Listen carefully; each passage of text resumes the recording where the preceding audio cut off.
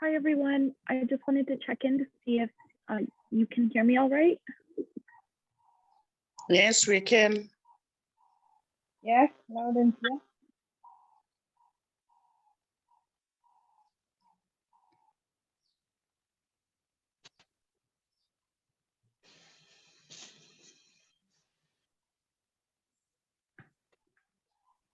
Wonderful. Thank you.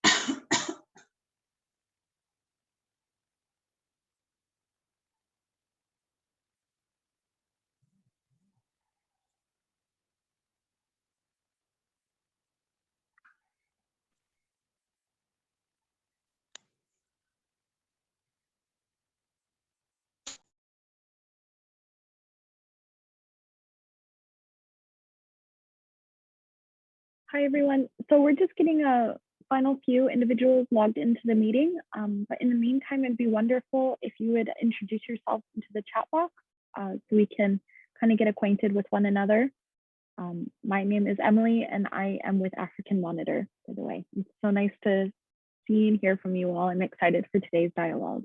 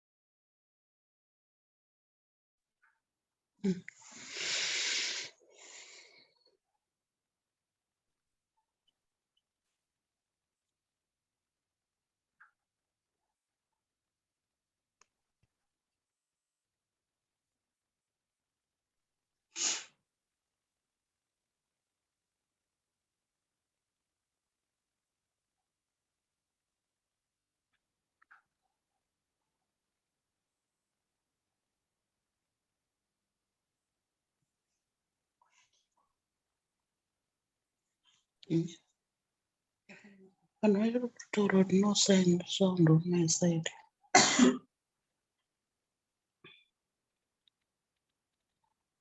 Disipo, because ndiri point nashenda ngona.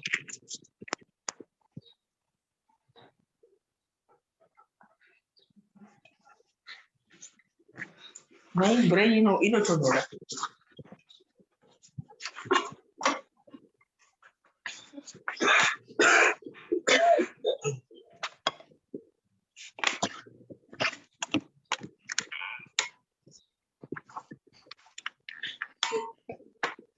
Huh? I'm really working to that meeting. You must be for an ask one.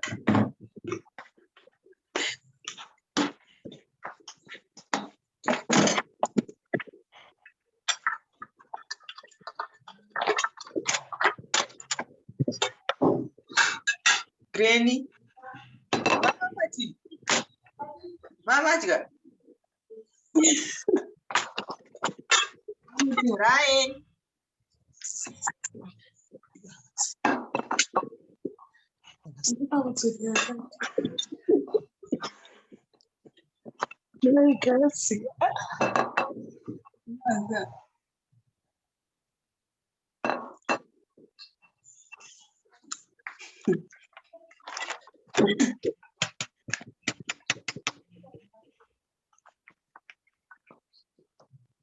Dusty, your mic is unmuted. I don't know if you intend for us to hear, but we can hear you and the people in the background. Huh? Maybe that's your side. They do to drink a lot of water with ginger. But here, I don't think we don't have. Maybe you can buy painkillers. The alcohol is finished.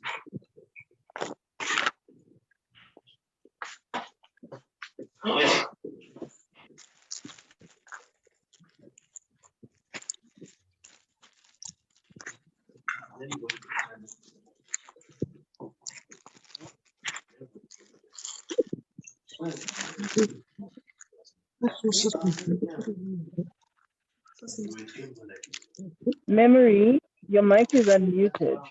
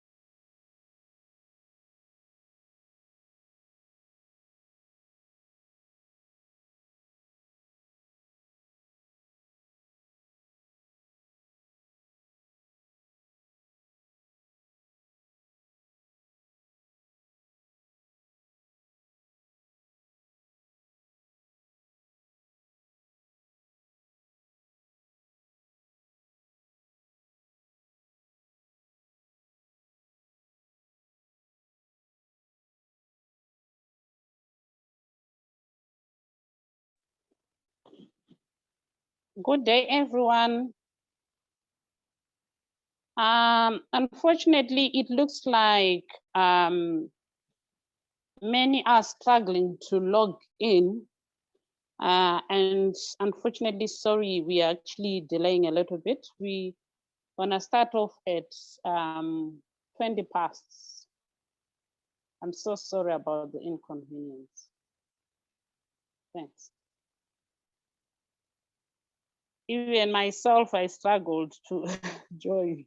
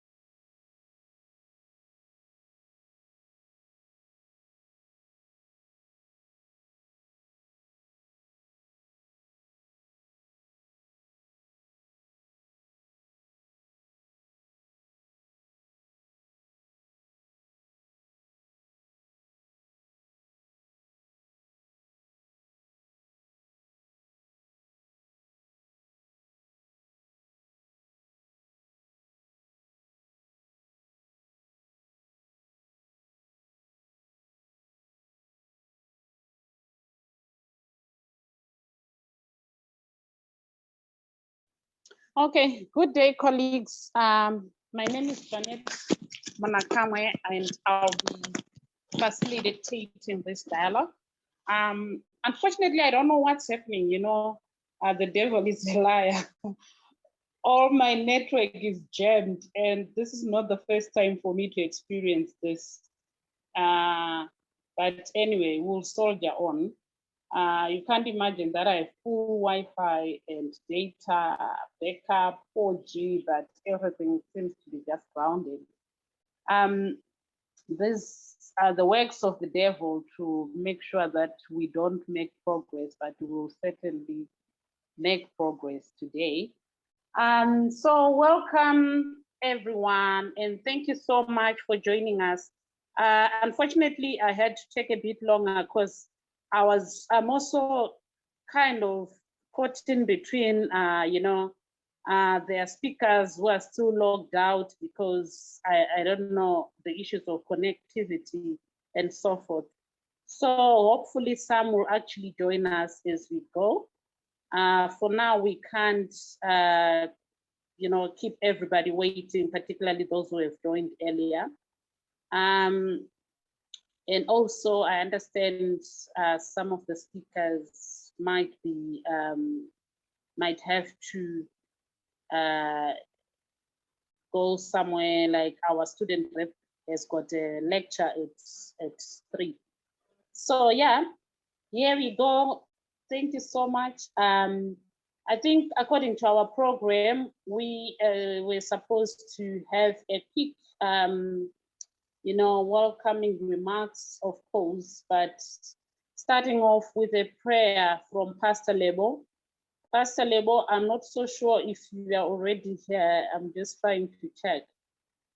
Pastor Lebo, is she in, or she's also one of those who's struggling with connectivity?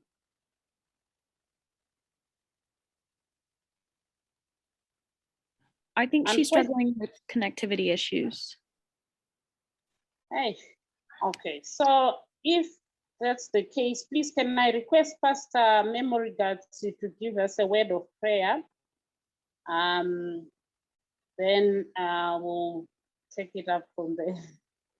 Thank you so much, Pastor. I know I just took you by, but anyway, please kindly lead us with a word of prayer. Thanks.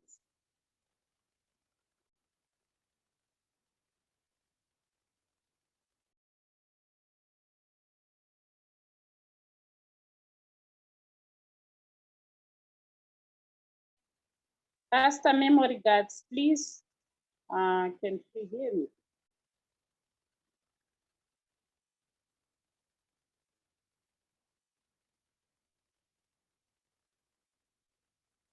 Okay, if she's not available, perhaps she's also facing these challenges of, could you kindly have a word of prayer from anyone who is keen to bless the day?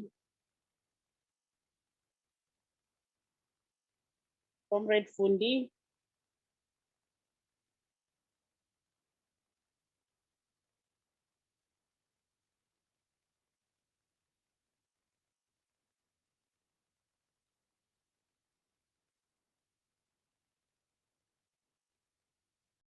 Oh, somebody's Pastor, that it looks like she's muted. Please, could you kindly unmute her?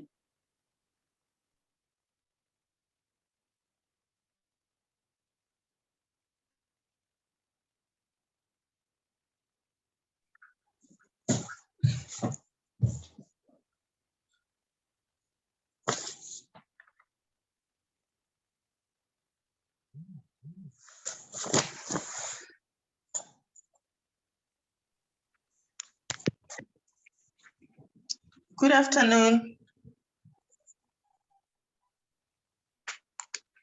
Good afternoon, Pastor.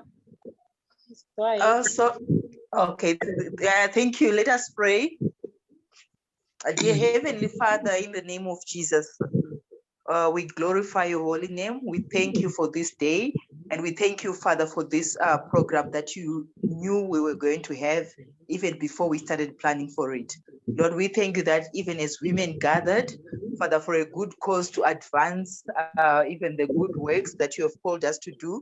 Thank you, Father, for giving us strength. Thank you, Lord, in the name of Jesus, for leading us. Thank you for helping us, even as we learn that, Lord, after everything has been said and done, we may be able to execute the rightful things that we are supposed to execute. We give you glory, Lord. Thank you, Father, even for the program lineup. Thank you, Lord, for everyone who's going to speak. And Father, thank you, Lord, that they may be like an arrow in the hand of you, Almighty God. We give you glory, Lord. We honor you, and we thank you that, Lord, in the name of Jesus, at the end, we may be able to say God was with us and God will continue to be with us. We give you glory, Lord, in Jesus' name. Amen.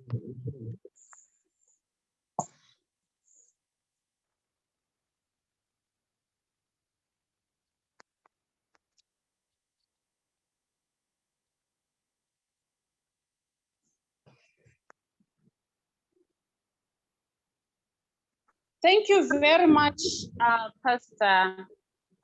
I know the women of God are forever prepared. Thank you so much. I can see Sia is actually up there. Without further ado, please can I request Emily to assist us with the national anthem. Remember, this is not just one of those sessions where we just come, talk shops, but this is a session that has to do with national issues, national policies. So at the end of the day, we certainly need to make sure that our voices find space there, and of course, we also need to our national anthem. Please, Emily, could you kindly take us through each hall? We can all see in our own spaces. Thank you very much.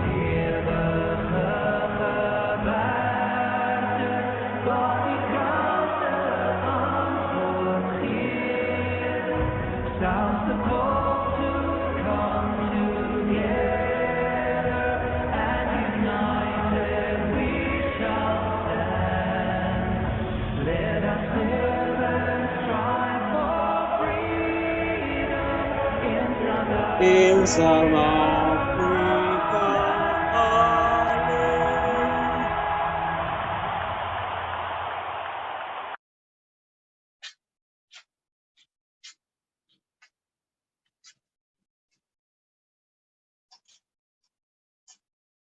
Oh, thank you so much, Emily, for taking us through. This is very refreshing. I know very often at times, sorry, could we all switch off our mics, please? And could we all register our names? I can see their galaxies and so forth, because this is supposed to be a safe space, particularly for women who are going to share their stories, views, proposals, suggestions. So would want everyone to feel comfortable. Please, Galax A3 Core, could you kindly write your name in full? I understand there's quite a number waiting out there. I'm receiving left and right messages on my WhatsApp. I hope Emily and Emmy, you are busy out there, just on the lookout before they get discouraged and give up. Thank you so much. Please, could I call upon one of the representatives from African Monitor to spell out the objectives of what are we trying to do here today, particularly this session. Of course, it's important that women gather during the Women's Month, but most importantly, we are gathering at a time in which there are national processes taking place behind the scenes. We are so privileged, all of us who managed to join today, to be part of this particular session, because so far we have been out there talking to communities, and many have actually admitted that they didn't know anything about this process of conversation around a new social compact. So could I have Comrade Jared, Joseph, Emily, one of those to take us through, please? I'm busy also, sorry, trying to attend to these other requests. So please kindly take us through. Yep, that's no problem. So thank you everybody for joining us today as we host our Women's Month dialogue. The objective this month is to bring in an inclusive voice for women in South Africa and women identifying individuals. That way they can share their voice and their thoughts on what is needed in the new social compact. This relates directly to the work that African Monitor is currently doing within several provinces around South Africa as we conduct social compact research. This platform aims to educate, inform, and gather opinions, but beyond just what is expected, but what is truly needed for communities all across the nation. In doing so, we are currently conducting face-to-face conversations, dialogues, and narratives.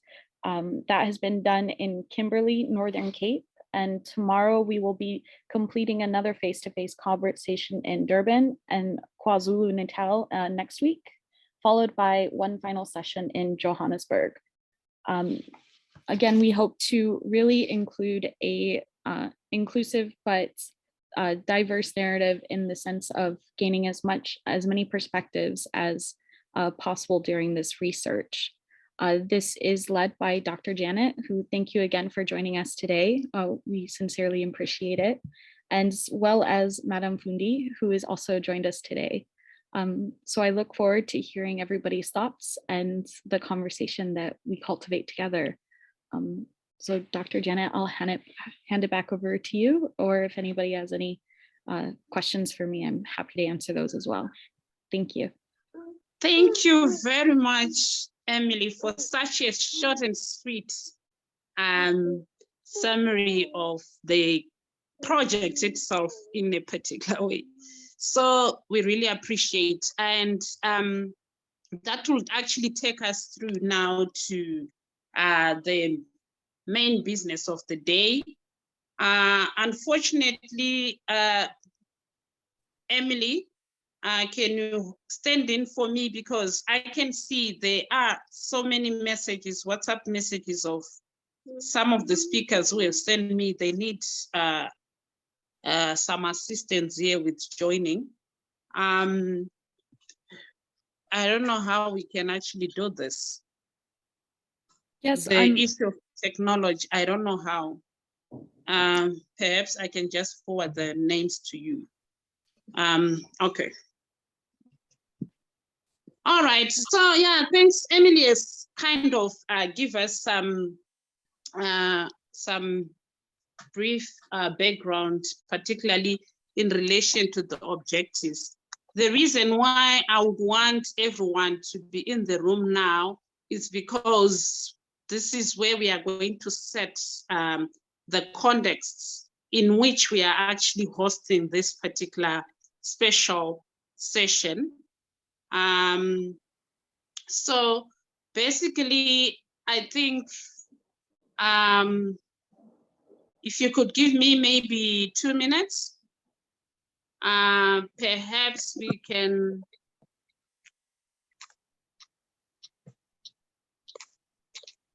Okay, I hope all my presenters are in the room. Because they don't have people. Hello? The challenge is that people didn't register. Now they can't get the passcodes and everything. I don't know. But anyways, let's move on. So basically, the context in which we are hosting this particular dialogue is actually based on some of the plans that have always been in place and conversations that have been in place for many years, in which there's been calls for renewed social contracts to address the socio-economic issues in South Africa. And this agenda, of course, it comes to the fore today, but it has been always there. Even under apartheid, one can argue that conversations around a social contract have been there. What exactly do we mean by a social contract? I think for many of us who are in this particular room today, we understand what a contract is all about and what it entails, because at some point, perhaps, we have been directly involved in signing contracts, or we have been involved in signing contracts at the various levels, whether it's, school level, tertiary level, workplace level, even in our everyday social ways of life. So basically, President Thabo Mbeki began that particular conversation. That was then followed by the incumbent president, Cyril Mbeki, who actually reiterated the sentiments that there is indeed a need for a social contract. I'm not gonna get deeper into what that really entails, because I want us to have an open conversation, even though it has to be guided by a working definition to some extent. So basically, in 2019 and 2022, the president realized the need to resuscitate that particular conversation. I'm sure we have all noted what has been happening over the years, in which we have very beautiful constitution to begin with, which is held across the globe, with socioeconomic rights deeply entrenched. Then on the other hand, we have very progressive socioeconomic policies, then also even labor policies and many other policies that we can talk about. Unfortunately, as is the case in many countries and in many contexts, implementation is always a challenge. So for one to call out for a new social contract, I want us to underscore new there. It simply means that some gaps or some challenges or some problems with the existing social compact were actually noticed or identified at some point. And obviously, one has to review or revisit some of the policies that are actually in place. And obviously you can't call for something new just for the sake of calling it new. It simply means the status quo or the state of affairs has kind of failed to achieve the objectives that were initially set to be achieved. So basically the president called upon all partners, social partners, to come on board. And he was very clear in his clarion call that the government's role was to create an enabling environment and use public resources wisely. Business was to keep the country's national strategic objectives in mind when taking decisions, while organized labor was mandated with the huge responsibility of balancing the interests of workers and ensure business sustainability and job creation.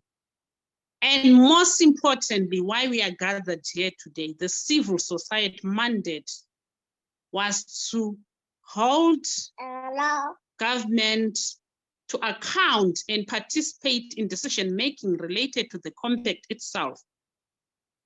As we all know, because many of us here are coming from civil society spaces, the role of civil society is to monitor and ensure peace and enjoyment of constitutional rights for all. So the question now for me is, if all these partners are clear or were clear of their different responsibilities and mandate, why is it that we are calling for a new social compact? Where did we go wrong? In this particular case, I would want us to also introspect as civil society leaders in the room, young generation, students. I think I challenged my students in one of the lectures previously, and when they also, some of them participated in some of these consultative dialogues, to say, you can't wait honestly for others to decide for you. The reason that we keep on complaining that the government has failed us, the government has done this, who are you waiting for to come and shape or influence your own future? So it is upon the young generation today and the future generation to define the kind of social contract that they want based on their lived experiences and aspirations, of course. The problem that we are facing today, we are faced with triple challenges that are actually becoming worse by day. That is high unemployment, poverty, and inequality.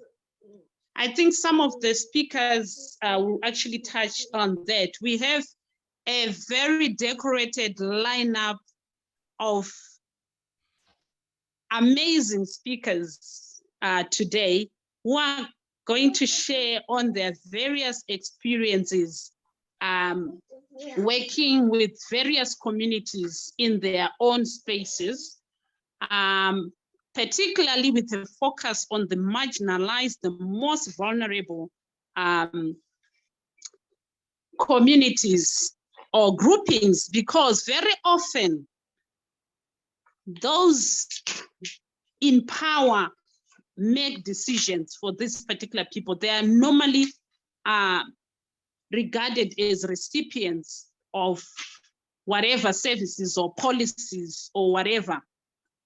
I think the dominant, class, which we all understand, at the end of the day, makes decisions, which is the reason why now we find some of these socioeconomic policies failing to be implemented, because honestly, if the grassroots was actually involved in the first place, obviously it wouldn't be very difficult to uphold whatever commitments that communities would have committed to.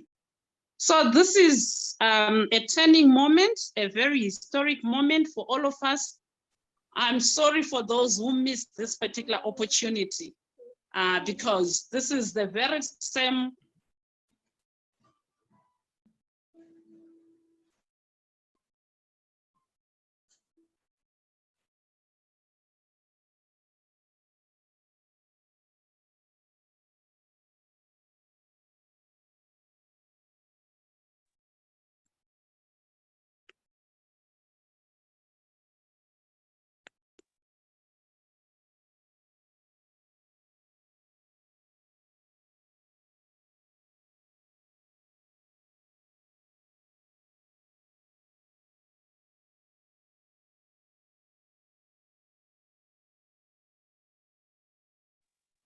Where is our facilitator?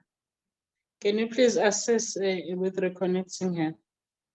Yes, I will do that right now. Apologies, colleagues. Sorry, I don't know, the network, that devilish network has begun once more. I'm so sorry, man. I think I was actually Excuse me, approaching the Janet. last time. Hello? Excuse me, Janet. I was just saying, please also, perhaps I can assist when you cut off next time.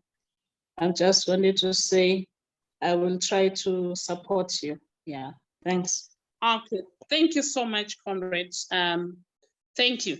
So just to kind of conclude the opening briefing, I think for those who have managed to live under apartheid and today have a clear picture of what exactly has transpired since the post-1994 period, in which we have witnessed quite a number of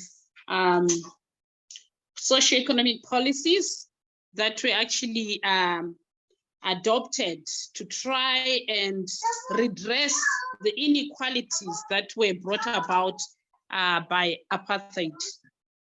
We have 5 major frameworks that were adopted. I think we could share, Comrade Fund, if you could share some of them in the chat box, or Emily, you could share that briefing so that at least for those who are joining today, aside the speakers that I've shared with, have some insights. So we have what we all popularly know as Reconstruction and Development Program. I know that everyone knows the RDP because of the houses. So every time you say RDP, it actually resonates with everyone. We have the Growth, Employment and Redistribution Strategy, the Accelerated and Shared Growth Initiative of South Africa, that's the AXA, and the GEAR, the National Economic Development and Labour Council, NEDLAC Framework Agreement, the New Growth Path, and our current Bible is the National Development Plan. This is very important for us to understand, particularly in our advocacy work, as civil society leaders, community leaders, faith-based organization leaders, students, academics, everyone, sports persons, everyone who is in the room. This is very particularly important. So basically, I think we're gonna have some very interesting conversations coming up from the lineup of our very incredible speakers. So just to kickstart the process, I would really want to invite our student representative, that is Tammy Tebeka, to actually kickstart the process. Why do we need Tammy? Remember, we said the new social contract we are developing today actually is more to do with the youth and the young generation of today, particularly also students who find themselves redundant, unemployed after graduating. So may I take this particular opportunity to call upon Tammy Tebeka. She's actually our student representative and also SRSC leader. Maybe she will talk more about her experiences and herself when she comes to the mic. Over to you, Tammy, and my very sincere apology for taking a bit longer. Thanks. Thank you. Thank you very much. Yes. Thank you very much, Dr. Jeanette. Greetings to you all in the house. My name is, am I audible, Doc? Very audible. Please go ahead. Thank you. Okay. My name is Tammy Tebeka. My name is Tammy Tebeka. I am from Kimberley, in the Northern Cape. I am a student representative. Well, I'm a student leader. I served in the SRC last year in 2021. So currently right now, I'm still enrolling with the institution. I'm doing my final year in BA, social science. Well, I'm just gonna take you through a briefing of what is actually Salt Lake University, because it also has came to my attention. People living in South Africa, some of them, they mistakenly say that Salt Lake University might be somewhere in Western Cape or somewhere in Eastern Cape. No, unfortunately, on this case, Salt Lake University is actually situated in the Northern Cape, in the center of the Diamond City. Just a quick briefing about Salt Lake University. It is an institution that was actually established in 2014. And it is amongst the 2 universities that are new established in the post-apartheid South Africa. So Salt Lake University, as I've already alluded, that it is the first university to be established in the Northern Cape. I've actually taken one of its core mission, which is to actually produce new knowledge impacting on key challenges within the Northern Cape or within the region at large. Ladies and gentlemen, I am actually not going to be that much long. I have made an assessment on actually checking what are the key issues that has actually been affecting the student populace at large. As I'll be explaining everything, I'll ensure that I actually touch on the gender-based violence within the institution.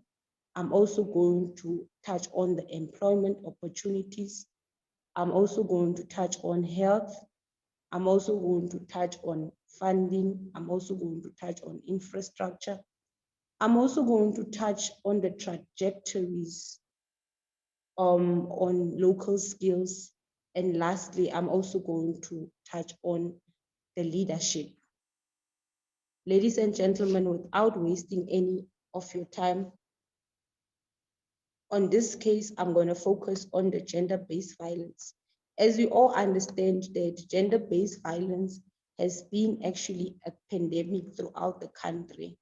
And we've been questioning ourselves whether does it really affect small communities whereby they are small close communities, such as even within the institutions of higher learning. Could it ever even affect the students themselves? Well, in this case, yes, it does affect, it does gender-based violence, it does exist even within the student populace. And students who are present today, I'm just hoping that they can also help me or assist me in terms of, identifying, or maybe they can relate to some of these issues well, in this case, I could say, in terms speaking from the university's perspective, the university itself has been quite vocal in terms of being anti-GBV, and it has been trying to raise awareness, annual awareness within the institution. However, that actually did not actually stop, does not actually stop gender-based violence from happening within, the university. I remember in 2020, if I'm not mistaken, yeah, in 2020, whereby there was a case that went viral on national TV, and the students were actually not quite impressed. They were pressed in a sense that they started communicating about the suppressed voices within the institutions with regarding reports on gender-based violence.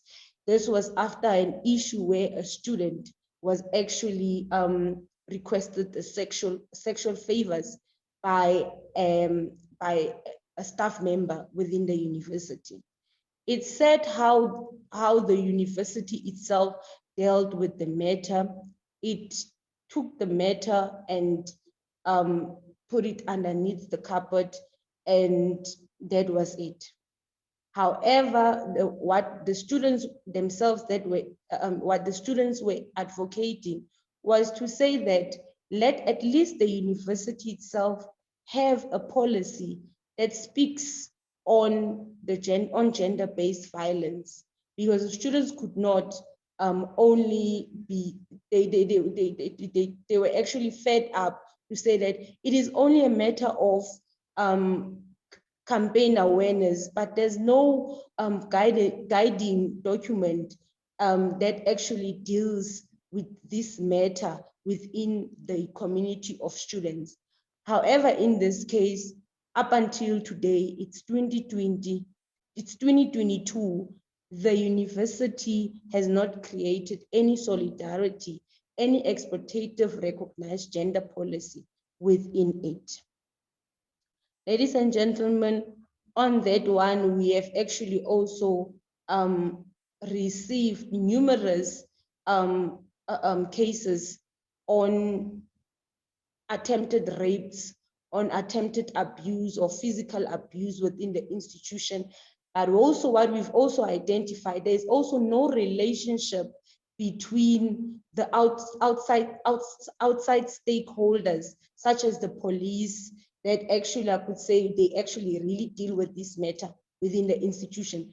And hence you'd find out within the university, such sensitive cases, they are always being dealt with by the security company, the securities within the university, whom we actually see as people who do not really, who are not the experts in this field. The second point that I'm also going to raise is the employment opportunities. We'll have to say that in this case, the university has been offering internships. It has also been offering students, what do you call this, mentorship. It has also been internships and mentorships together with tutoring, which are, if we could assess, they are mainly dominated by women. And to be quite honest, we are not actually pleased. It also takes us to the graduates that students actually, after they have graduated, they find themselves being interns within the university. However, what we actually demanding at this point in time, what we are requesting as the student is, we don't want internships within the institutions of higher learning. Let the institutions of higher learning create permanent employment for that matter. The third one that I'm actually going to touch on is the issue on health. It is quite sad that with the population of about 3,400, and bear in mind, Soplight University is a growing institution. There's only one psychologist. there's only one health and wellness center that is not operating 24/7, that opens at 8 o'clock, depending if whether they feel like they want to open it, and it closes at 4. And at the same time, there's only one nurse that is working in the health and wellness center. And at the same time, we've also identified the mistrust between the staff members who are working within the health and wellness center, to say that what is the point of us going to these health and wellness centers, whereas we know our confidential information will be published out there, and we'll hear about our problems, that so and so has been saying this about me. So those are the mistrusts that are actually existing. The other issue is that as the female students, there are also students who are actually not funded within the university. And those students, they end up being the ones actually who end up struggling with things such as sanitary towels. I remember in 2021, last year, during my office term, I went out running to seek for assistance, to say that at least if we could get 100 sanitary towels, after a student said to me that she is using toilets and paper and some form of newspapers when she was on her periods. So I went out to seek for assistance from outside stakeholders. It also made me to question what is the institution actually doing with regarding that. We came up with a campaign that said #period poverty, and those good Samaritans, they reached out to us and they've provided us with 100 toiletry packages. Inside those toiletry packages, we actually did receive the sanitary towels. With that being said, I'm also going to touch on the issue of infrastructure. Here at Salt Lake University, we have an issue with the street lights. I don't know whether should we regard it as a municipality issue, or should we also hold the university accountable? But we know the university itself would always say we've created green lights, which in these green lights you'll always find securities who can escort students, but that is actually not enough, because of even now the students have been complaining to say that we can't study up until late at the library. We are always concerned to say that how do we get at these respective residences, particularly those who are living in private residences, they get easily affected. And bear in mind, we are at the hype where there is human trafficking in between, where most, be it is a man or women, a woman or female student, you get easily targeted on this matter. We're also having issues with regarding accommodation. Accommodation at Salt Lake University, particularly that accommodates students who are doing postgrad studies. They actually not being able to be granted accommodation because of the university has not built yet, and it seems like it's soon not going to build any accommodation that will accommodate postgraduate students. Hence, at some point, you'd even find out these students, they end up dropping out because of there's no accommodation. And we are coming from different provinces. Some are coming from Limpopo, some are coming from wherever. But now the issue here is the accommodation. And yet you are actually being informed that no, the bursaries themselves, they actually, if you have a bursary, the bursaries, they normally pay later on. So all these months, if the bursary has not paid out, you need to foresee how you're actually going to get the money to pay for that rent. It's a crisis, I don't want to lie, because of it affects the academic performance within the university. particularly for postgrads. And as much as the institution itself, it has postgrad courses, the numbers of graduates are declining because of these are the challenges that the university do not want to take into consideration. One of the major issues amongst them all, it also becomes accommodation and late funding. So also it takes us back to the funders to say, at least if they could, let them run the applications early and let the funds be released on time when the postgrad students start. As if they start in February, let the student receive at least latest, it must be April, but not May, because of at that time it will actually be too late. Another issue that I'm actually going to touch is there's a policy that was adopted by the by NSFAS in short. NSFAS has issued out a policy that says, if you are a student studying at Soapline University and you are staying in Kimberley, you are not supposed to stay at the university residences unless there's a problem that you are facing with challenges.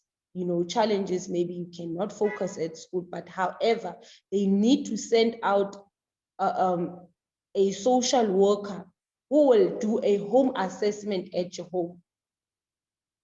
It can never be students actually are being subjected to that because of the social worker. When he comes to your home, he checks if whether you have a room, and understand we are coming from 80% of the students at Soapline University are Black students.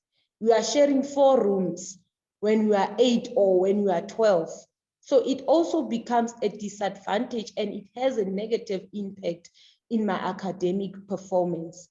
So you also find those as well who might be living in luxurious settings, but however, there's no good relationships either between the people or the guardians whom they're actually staying with.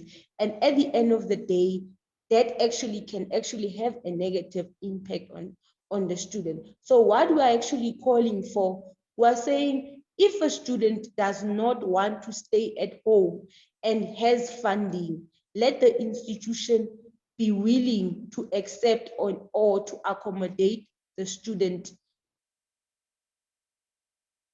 The other one that I'm actually also going to touch on is the trajectories on the local skills. The university itself, it prides itself.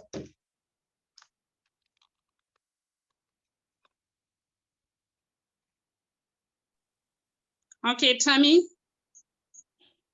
Hello? Am I audible, Doc?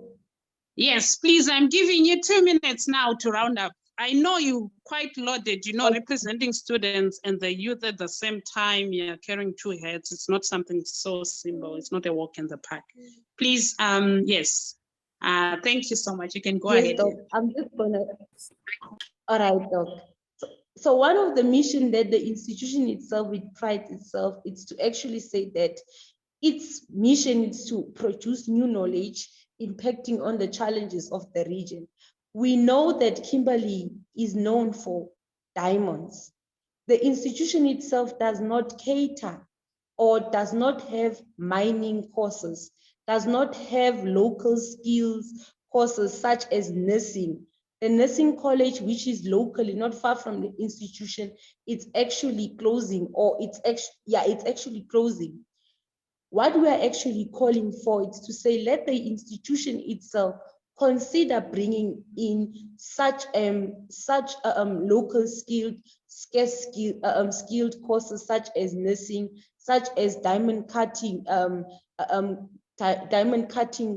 courses, such as mining engineer courses, or all courses actually that are mining related.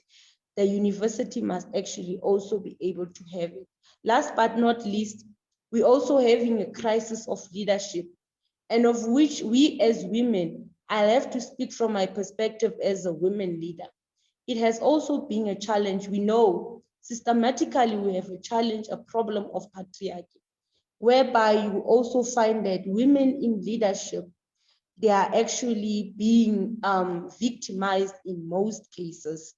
We are being questioned our leadership style or our leadership skills, of which also it is not something that also affecting our student leaders in institutions of higher learning, but also it's at a national level, particularly women who are trying to challenge, who are trying to challenge the system, the patriarchal system itself. So we have experienced that even within the SRC, whereby there has even never been a female SRC, elected SRC member within the institution. With that being said, ladies and gentlemen, the time is against me. I would have actually wished to expand more on other issues. I'd like to crocodile. Thank you. Amazing. Thank you so much, Tammy, for such profound insights. I wouldn't talk up, I wouldn't say much, but we'll leave this to the plenary.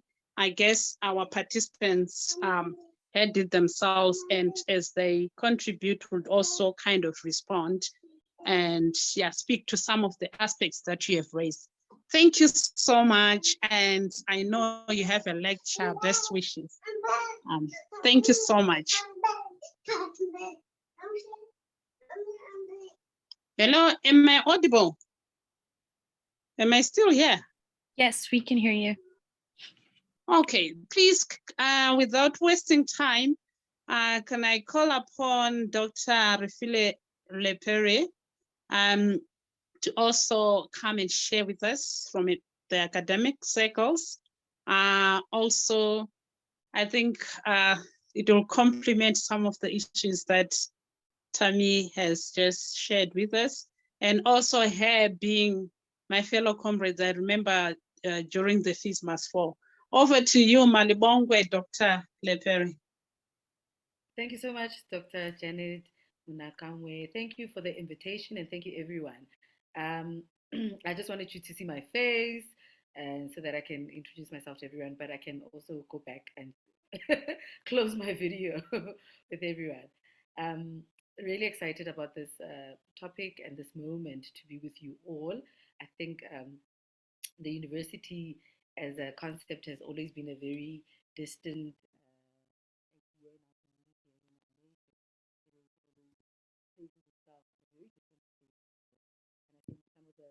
Sorry, Doc, I don't know. Check your mic, please. Perhaps when you wanted to switch off the video, you switched off the mic. Yeah, no, I did. I might have. Let me stop the video, actually. It might also be taking up a lot of my data. All right. Can you hear me now? Am I fine? Am I audible now?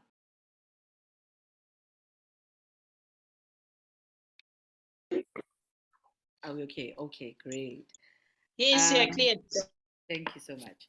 So what I wanted to talk about for me is around the idea of how do we then create an engaged university that is engaged in not only in its only scholarship, but also in community development and really creating works that are really about public scholarship.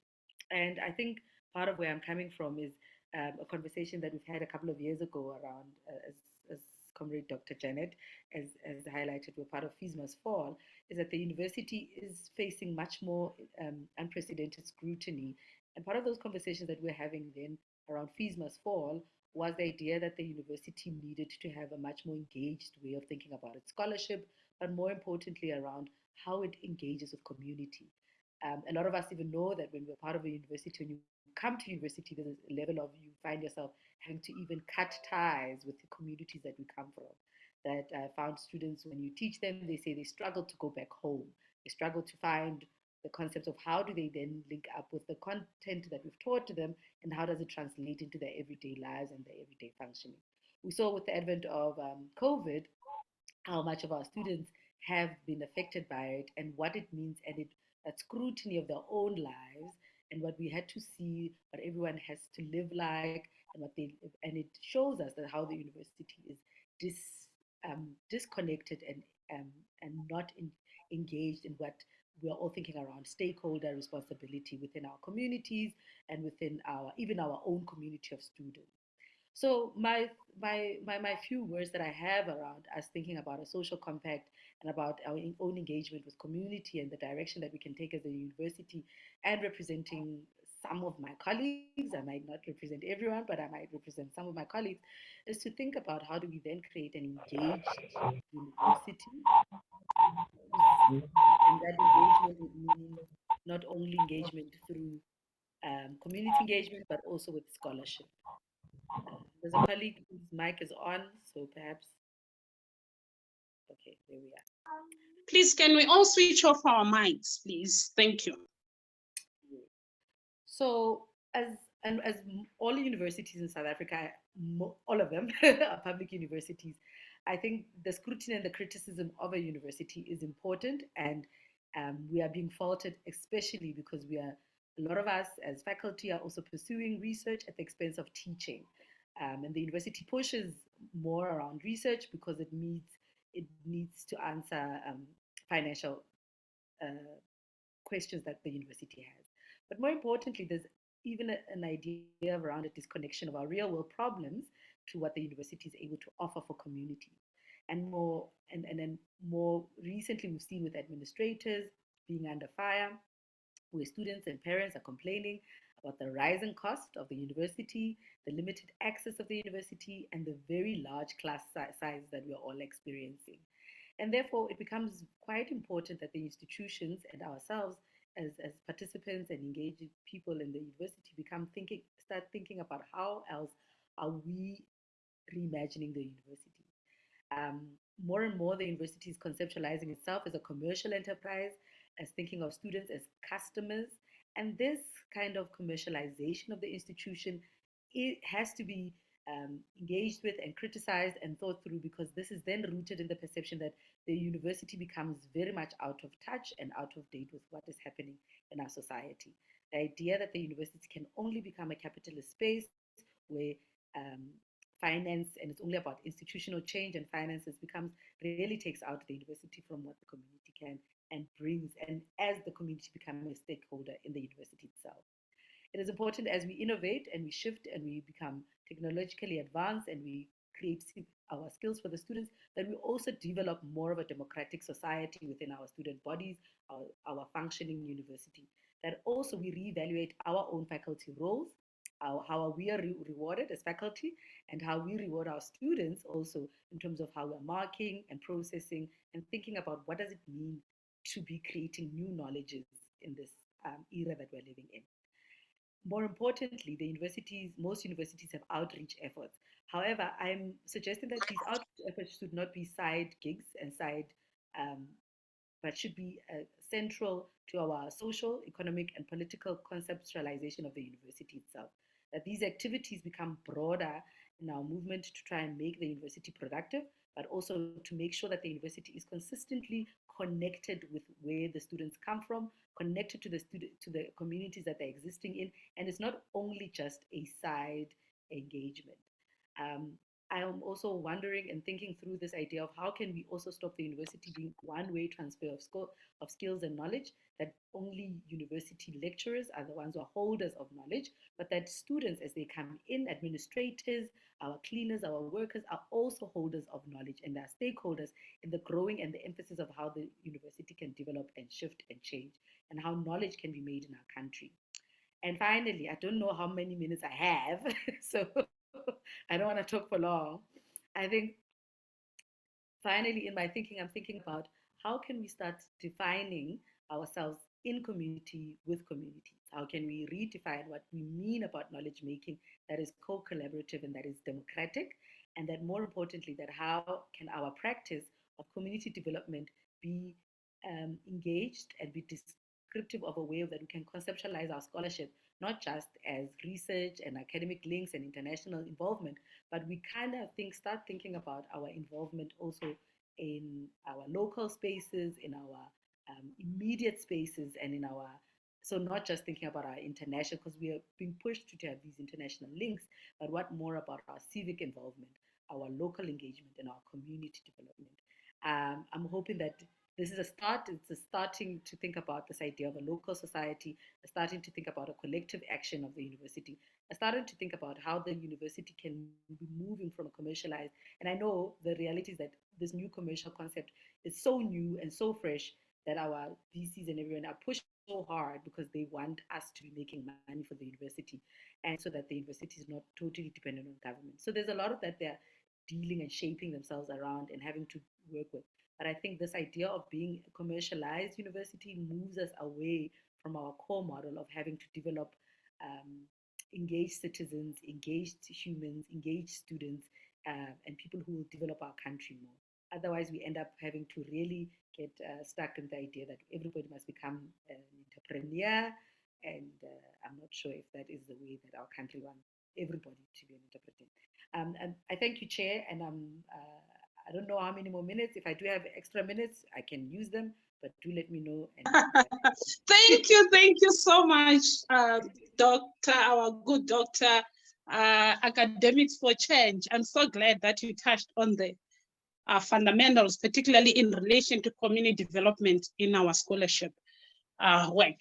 So basically, I'll leave it again on the table. And please, could you kindly, those who are actually sharing as speakers, also send in some of your presentations or the input, the submissions, or the keynotes, whatever you have, so that we could also share with the participants. Thank you very much, Doc.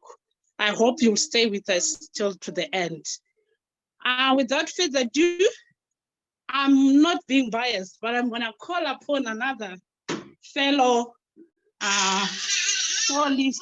Prisma's for activists and also a community leader within the queer community, the LGBTIQ community, to come and share, because I can see some of the issues are actually connected. Then, yeah, we'll take it up from there. Thank you so much.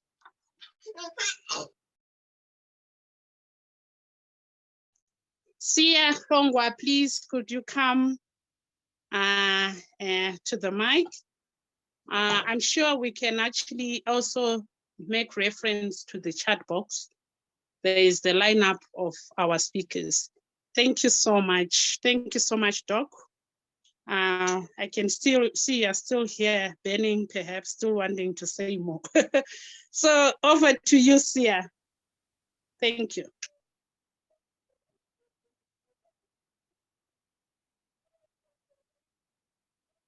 Hi, can you hear me? Yes, we can hear you loud and clear. Sia, please go ahead. You can also show us your beautiful face a little bit, and I understand the network challenges. Thank you so much. Yeah,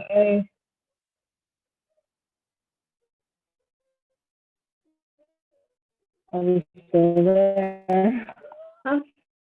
Gosh, this technology is giving me problems. To flash you by saying hi first and then turn off the camera.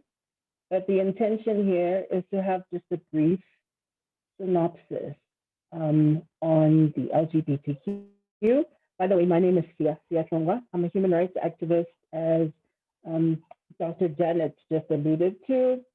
And in the work that I do, I create awareness about the LGBTQ.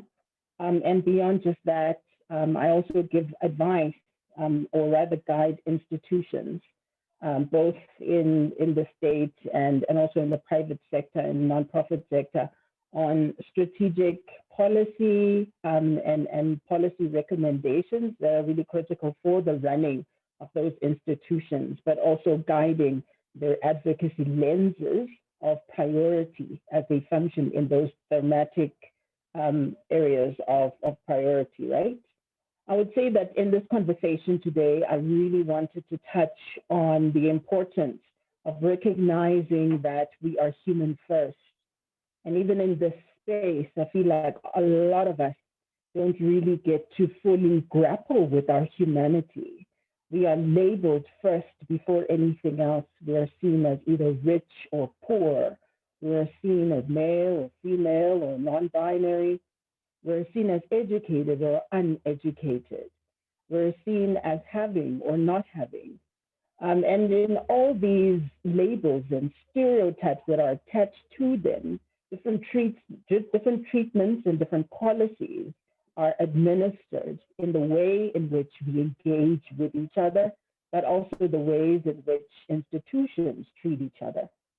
I think even when we look historically at our journeys as human beings, we can even look at slavery and how in our evolution, slavery came into the conversation, even here in Africa, and various groups still experience exploitation on the basis of the color of their skin, irrespective of where they are on the African continent. That's still very much a reality, more so than any other race, the Black African population.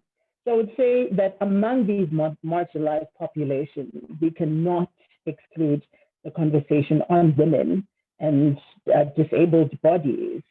People living with disabilities seem to be at the brunt of exclusion and don't really receive the limelight, the attention, and also the priorities strengthening and focus when it comes to policy initiatives, when it comes to advocacy, and even representation, even in forums such as this. And it's so critical that we have conversations that have an intention of being deliberate, about being the middle people, the people that enforce, the people that bring about inclusion for all marginalized voices, for the purpose of creating inclusive spaces, spaces where everyone is allowed and given the platform to survive, to make a basic living, to be able to access a job or create a business, to be able to raise their family in a safe environment, to be able to access information, to be able to get basic needs met, like water, electricity, food, education, and so on.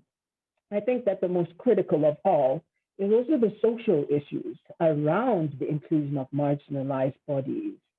So, for example, social issues might be manifest in the form of psychological harm, verbal assault, etc. There's physical harm and exclusion. There's also very intentful exclusion in the form of economic exclusion. So people not being hired and given opportunities to work, people not getting opportunities to participate financially. So those businesses run by those communities might not receive the kind of support that the sort of powerful and more mainstream and normative communities would receive.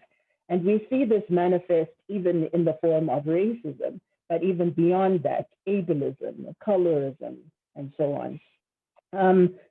Before I even go further, I just wanted to touch on the fact that I'm here to create awareness about these things around marginalization, but also to shed light on the LGBTQ. So on the African continent, we look at the LGBTQ community as somewhat of an other, which is a culture that's been perpetuated over time, normalizing this very dehumanized, very un-African way of looking at other human beings. In fact, even if we can choose to be biblical in context, and I love to refer to the Bible when I speak, because that is my foundation and that's how I even look at the world. I would say that, even Jesus moved among Gentiles.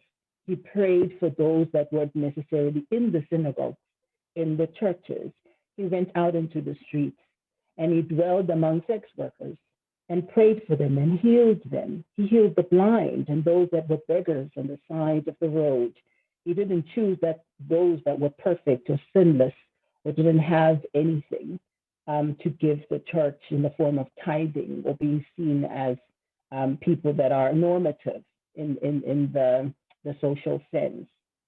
I would say that the LGBTQ community has also fallen victim to exclusion to such an extent that the majority of the African continent still has, the embodiment of LGBTQ persons, something that's criminalized. We have people being sentenced to death, people being sentenced to imprisonment, and even beyond that, We even have the manifestation of the lack of sort of marital laws to allow people to get married or partner with their ideal individual that they would like to obviously engage in relations with. Beyond that, we've got the limitations around sort of civil unions, and these civil unions, for example, only available in South Africa at the moment. We do have Botswana, which has legalized and recognized the sort of name change as an option. So a person who is transgender, for example, can change their names, can change their gender marker, but the processes around that are still very much limited and not given to people within the LGBTQIA+.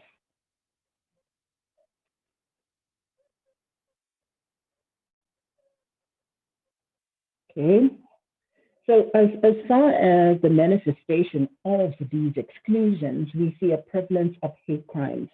Hate crimes are defined as criminal activity or harm that's intended to show people exclusion, to forcefully exclude, and to harm individuals.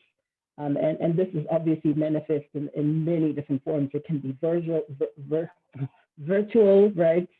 Cyberbullying. It can be physical, as physical harm. It can also be even death. And we see a lot of that happening here in South Africa, especially among lesbian community members, with a lot of members of the community citing what they call quote unquote corrective rape. And there's nothing corrective about the act of rape in any form or shape, but we see that being a prevalent issue. We also had recently the activities around the census in 2022, hashtag get counted. That was the modus operandi for this year.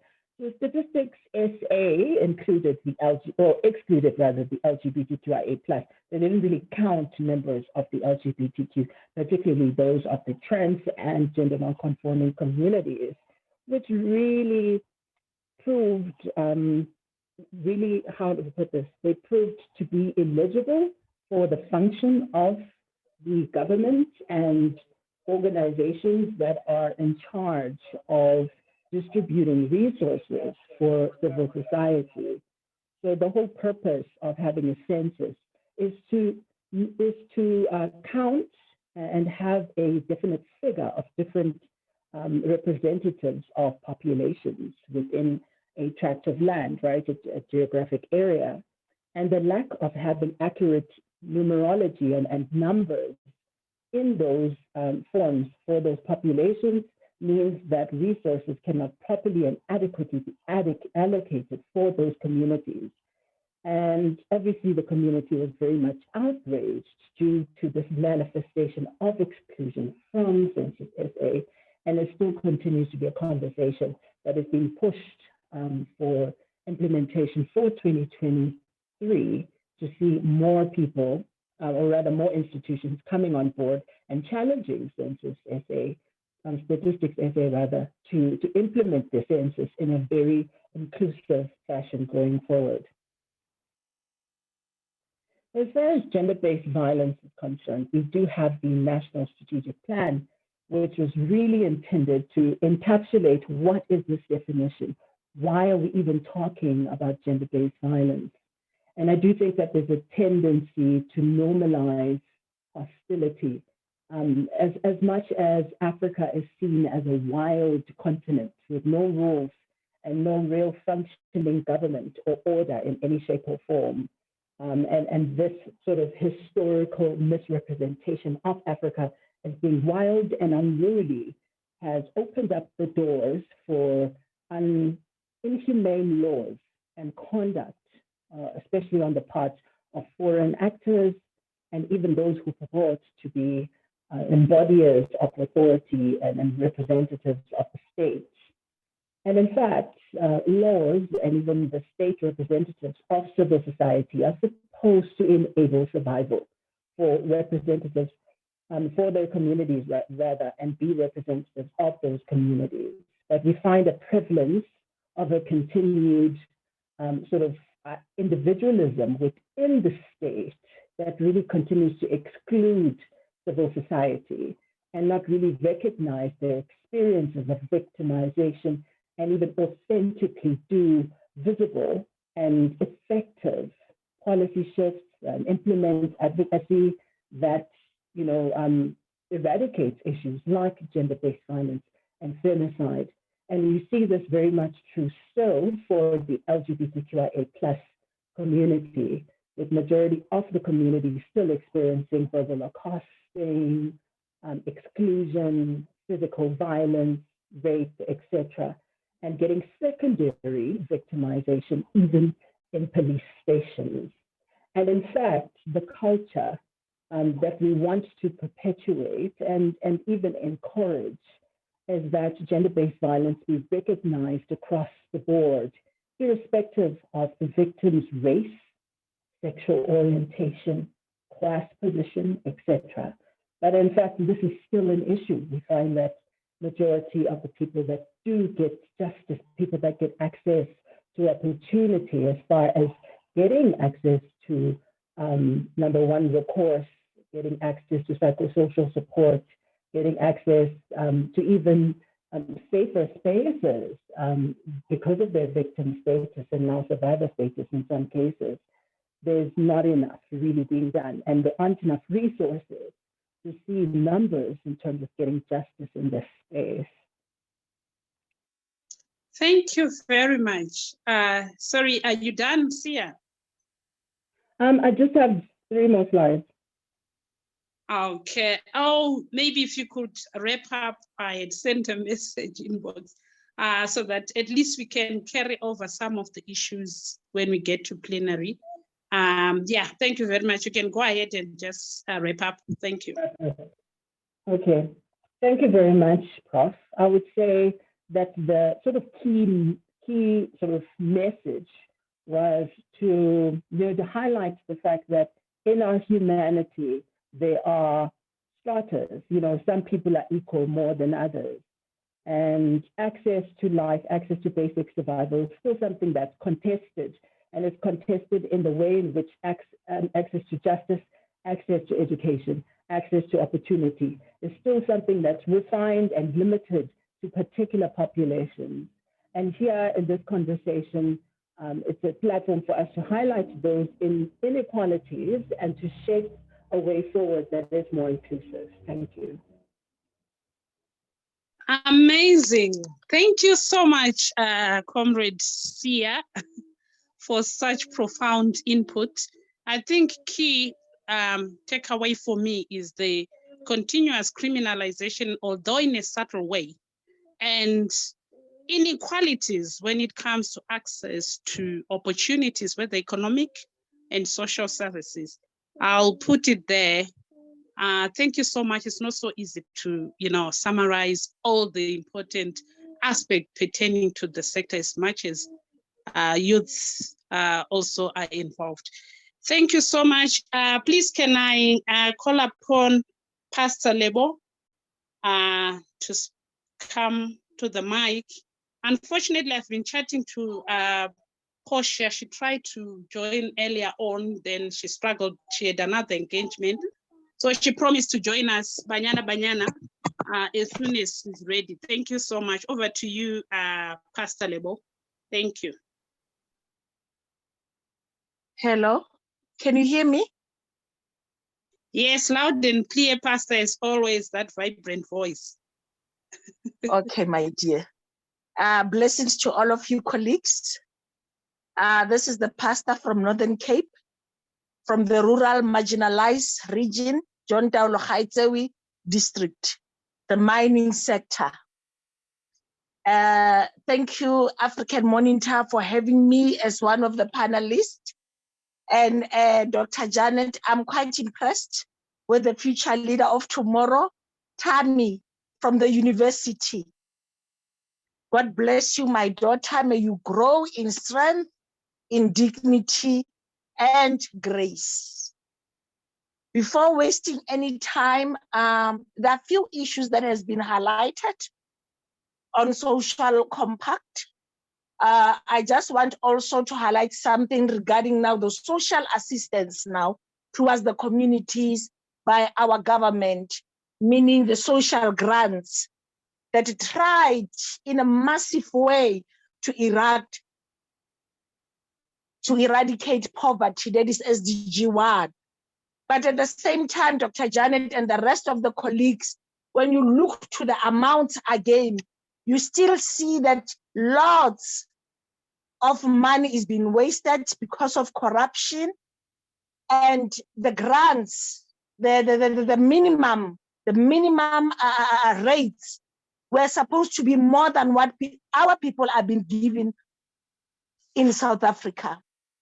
Before I can go further to this social assistance, let me reflect back on South Africa as the land of our forefathers. South Africa in 1994, it started now its own journey on democratic South Africa for all people, equal rights, equal what, so forth, and so on. But South Africa never got the chance to heal. Although our former President Mandela was talking about reconciliation, reconciliation never mended the wounds of the past. Reconciliation never allowed the South Africans to recover out of the imbalances, the deep-rooted imbalances of the wound of the apartheid era. That each today, when you talk about the socio-economic status of our fellow South Africans, especially Blacks, they are still at the least and the last, and they are left behind. Now, again, another issue that I want to reflect again, the wounds now are starting now to reveal in a massive way. The bleeding now is starting now to reflect after this 25 years of democracy on how wounded our people were, the imbalances, the inequality that was brought forth, that continued even today. Dr. Janet, let me go further again to highlight issues again that occurred and are still occurring. During the processes now of the socio-economic transformation and the political freedom that people, our people even today, they're still left behind. The borders, the border gates that were not closed to give the South Africans a chance to recover, a chance to heal, a chance now to own up to their own socio-economic rights. As South Africans, we don't have that. Other people that are benefiting from that, even outside, they are still benefiting from our resources that our people, they haven't started even to benefit from that. We haven't started. It is a long journey and a very painful path. Then when I look and analyze the situation today, as many interventions that our government and policies that were needed for our people, the recovery process, it is not yet established due to accountability, monitoring and evaluation, and corruption that continues, that only few groups that are benefiting from this. I am not against immigrations. I'm not against people coming from our country, coming to our country. I fully support the Africanism. But the thing is that now the depths are way too high and have deepened to a point that when we speak about such, you are being reminded that you are xenophobic.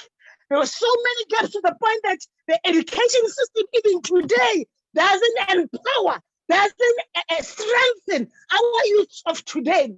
There are still so many job losses. There are still so many unemployment rates on our youth that even today, the education system that still disabled them to become the better own version of themselves, not to be job seekers, but to be job creators. The problem lies now with the whole point of governance that doesn't prevent and protect its own. The influx again of immigration again. Well, last time on the news, you saw the NBC pointing out very, very painful issues. Then she was attacked. But those are the true reflection of how wounded South Africa is And when the mother is wounded, South Africa is she's the mother of Africa. When the mother is wounded, how will she be able to sustain? How will she be able to maintain and assist its own to grow and be developed? We haven't reached that as now. Hence now the wound, the socio-economic rise that we haven't achieved, it has escalated to crime. That today now women are being killed, girl child, even boy child, they've been raped because of the wounds of the past. The social compact must mend, must bring healing, must not just only reconcile, but the deep wounded, the gaps that are still in place. We need to reflect and go back to the basics and check from 1994. Where did we go wrong? Where can we pick up the pieces? What is still to be done?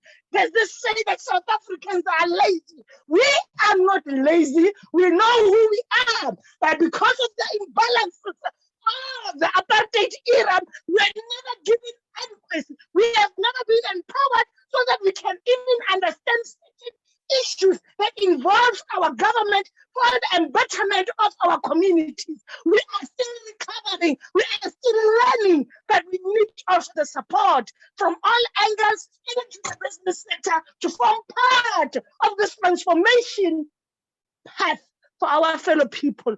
GBV will never be erected if we are busy continuing with the same approach, the same mentality, lots of funding that are coming out. But at the end of the day, the bleeding still continues. The wounds are still not yet mended. As a social activist and a community developer who's coming from a rural marginalized region, there are lots of issues that still need to be tackled. And we need to come to the tables and reason things out and check where did all go wrong and find a way to move forward and mend our beautiful country. Africa as whole is still bleeding because of lack of leadership. Leadership that doesn't have love. Leadership that is not grounded in love. It misuses and abuses its own. And that is what is happening in our country. When we speak about Sol Plaatje, Tammy, that also, it pains my heart because few months ago, I wrote a formal letter to the Sol Plaatje to form a partnership with Omangu Ayu Youth Development Initiative, the organization that I'm now a director there. But they refused to accept it. They were having so many reasons, all those sorts of reasons that I didn't understand what was their problem. The partnership that I wanted to be people-centered, to be gender-sensitive, because you cannot speak about empowerment or socio-economic transformation when you don't tackle all angles. And in my thinking, education is the key goal that can empower our people from the poverty level that are in. Social grants that are there. I see our people are getting social grants, but that is petty compared to our ministers are spending, compared to our high-level people are spending. Now the high inflation rate that continues, food prices is high. Our poorest and the poorest remain farthest left behind. We haven't started with the social economic transformation. We are still far-fetched. For those words, thank you, Dr. Janet. Thank you so much, our good pastor.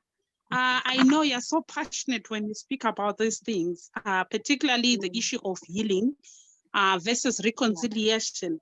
Yes, the healing has to happen in post-colonial Africa, not only in South Africa. But key takeaways, I think, from your presentation is that of healing, and of course, other very fundamental issues that you raise, because today we have all these clashes in communities because of poor governance across the continent. Poor governance and beautiful policies, my doctor, that hasn't even been or amplify the grassroots voices, especially when you go to the rural marginalized regions. They are still far-fetched. is big words. When you speak about social compact, you are speaking about something else. Our people, they don't understand. So a lot of learning and teaching is still needed so that our people thank can you so also recover intellectually.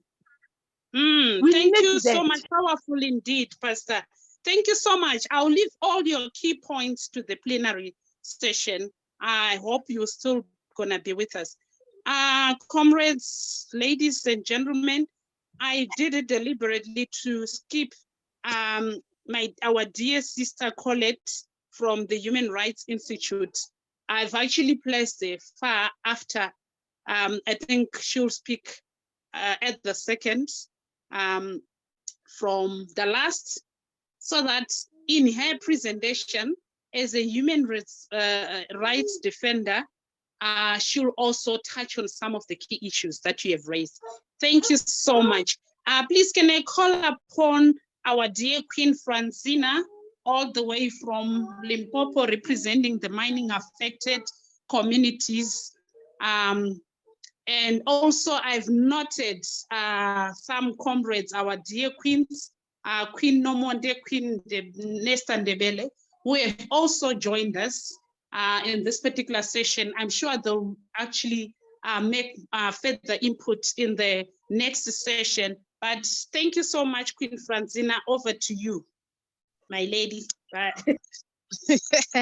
Thank you, Queen Janet, for giving me this opportunity. And I want to thank all the speakers who spoke before me. Really appreciated that. And for me today, I want to touch on being a woman in the rural area. Social contact, it's like, it's there, but it's not. My reason on that is that we have political parties who abuses the power. We have the chiefs who abuses the power.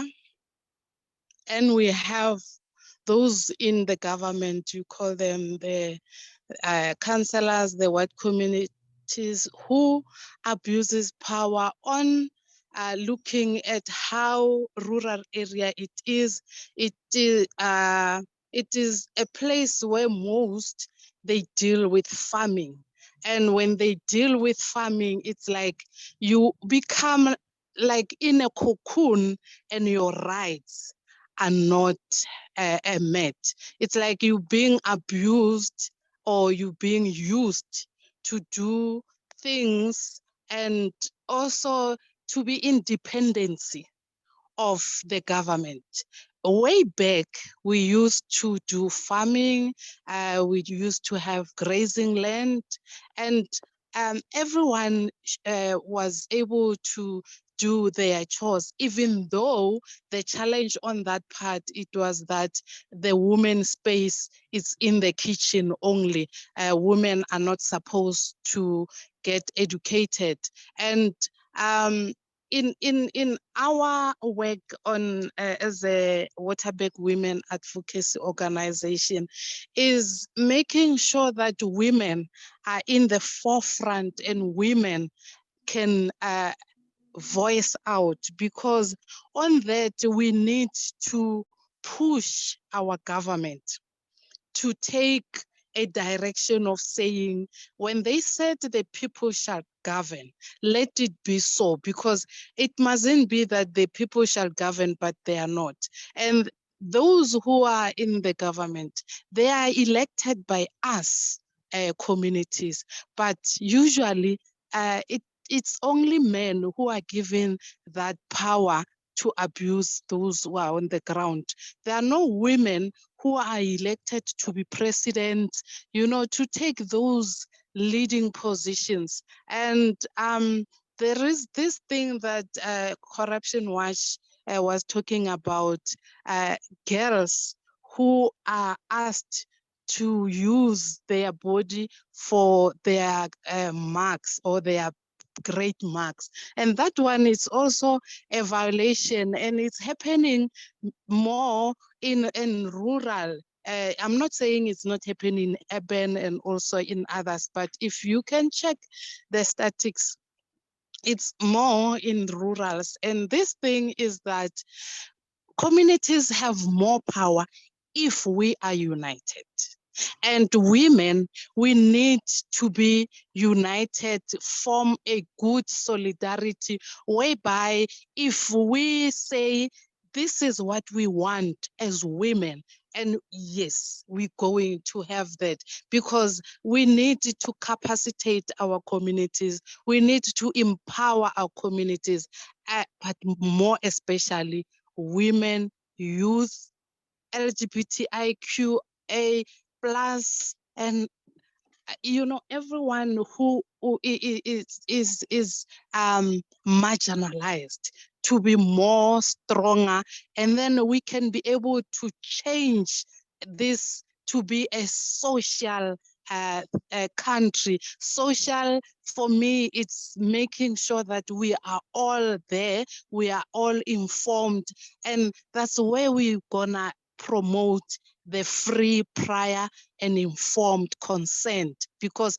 if you don't get my consent, it means I'm not well informed. But if we can make sure that this is implemented, because our policies in South Africa are there but are useless. And when you look at your NIMAs, your MPRDAs, you name them, but they say we follow the constitution, but where is our constitution? It's like it's a dog without teeth, and this thing, it makes more difficult for us as communities, because there's a part where we have the right to clean environment, where it says health, but those things are not there. But for us to have that is unity, Ubuntu, solidarity, and making sure that we lift one another.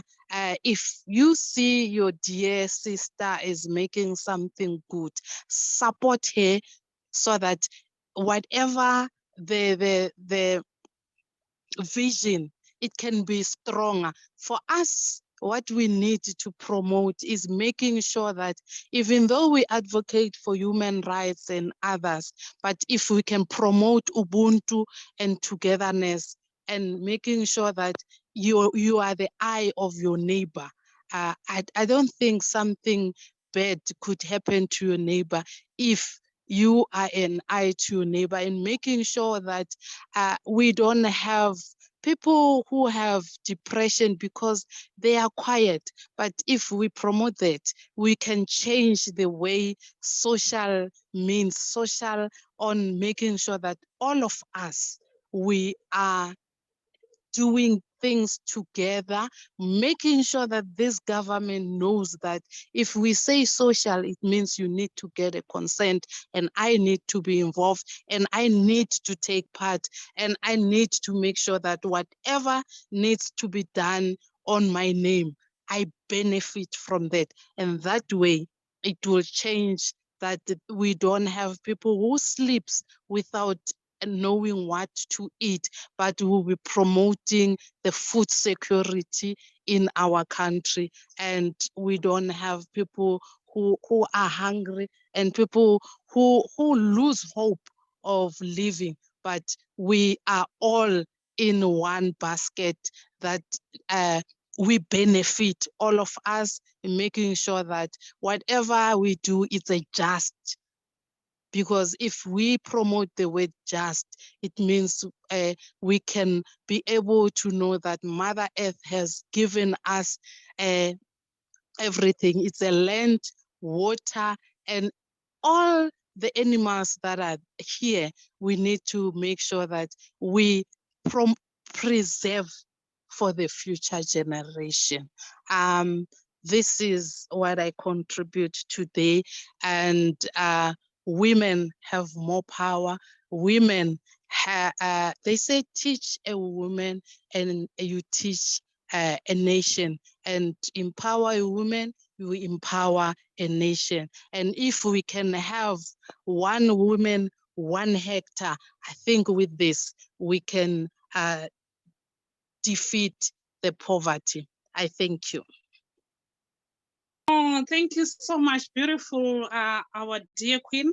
Yes, 1 woman, 1 hectare. We have to resuscitate that debate because it's not only for the sake of, posturing, but we have noted the effects of climate change today. We're actually sitting on a time bomb when it comes to food security. And of course, it will also feed into various SDGs. I wouldn't want to get into that particular conversation. I'll leave it on the table. I know Queen Francina was also supposed to speak on the energy just transition, but I guess it would take much of our time. Perhaps we can have an exclusive session again where we could look at these particular issues in more detail, because the issue of an energy crisis is part of what we are sitting on today, in addition to all those other social problems that have been raised by previous speakers. Thank you so much. May I then call upon our young woman human rights defender working with migrants, refugees, and asylum seekers in South Africa, also very much involved in the fight against GBV. Over to you, Comrade Nobuhle Ajit. Thank you.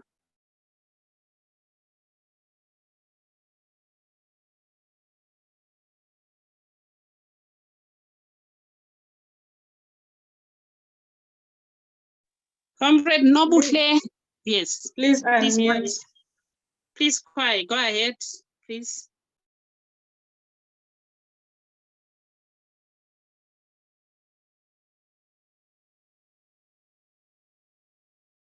Please unmute yourself, Nobuhle. Can the admin also, the host, kindly also assist in that respect, if you are able to, please? Thank you.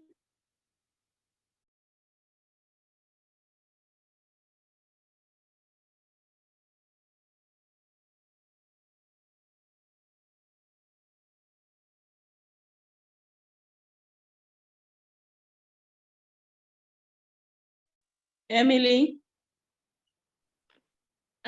I'm taking a look at it, but it looks like she's currently connecting to the audio. So that just has to connect before we can unmute. Okay, all right, thank you so much. Yeah, she indicated earlier on that she's struggling also with the network. So as we wait, Sizoji Kizinto, I can't sing though. But my fellow queens in the room, they know how much I'm passionate about singing. So we'll wait for Comrade Nobu to share on behalf of the migrant asylum seekers and refugee communities in South Africa on the issues of social cohesion particularly. Emily, are we winning?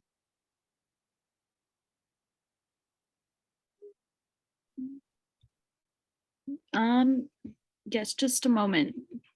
Okay, thank you.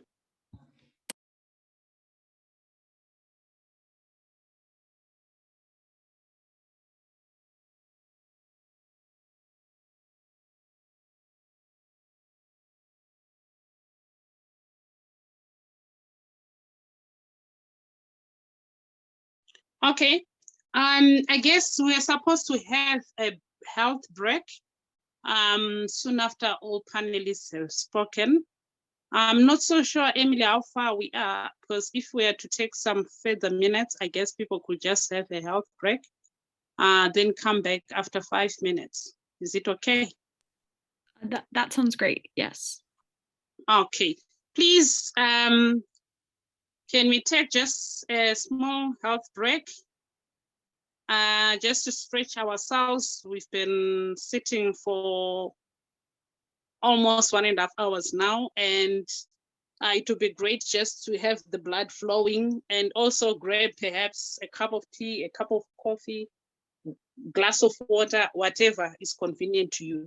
Then we'll come back at 3:15 so that we can continue. We won't have that other break. So we'll get straight after Sis Colette and President Pinky have spoken. Thank you so much.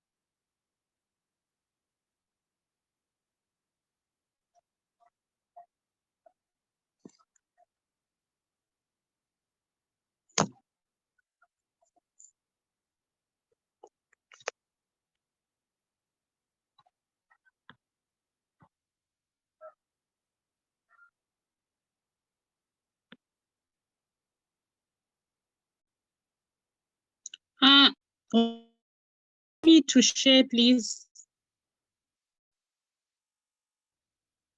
Could you kindly allow me to share, please?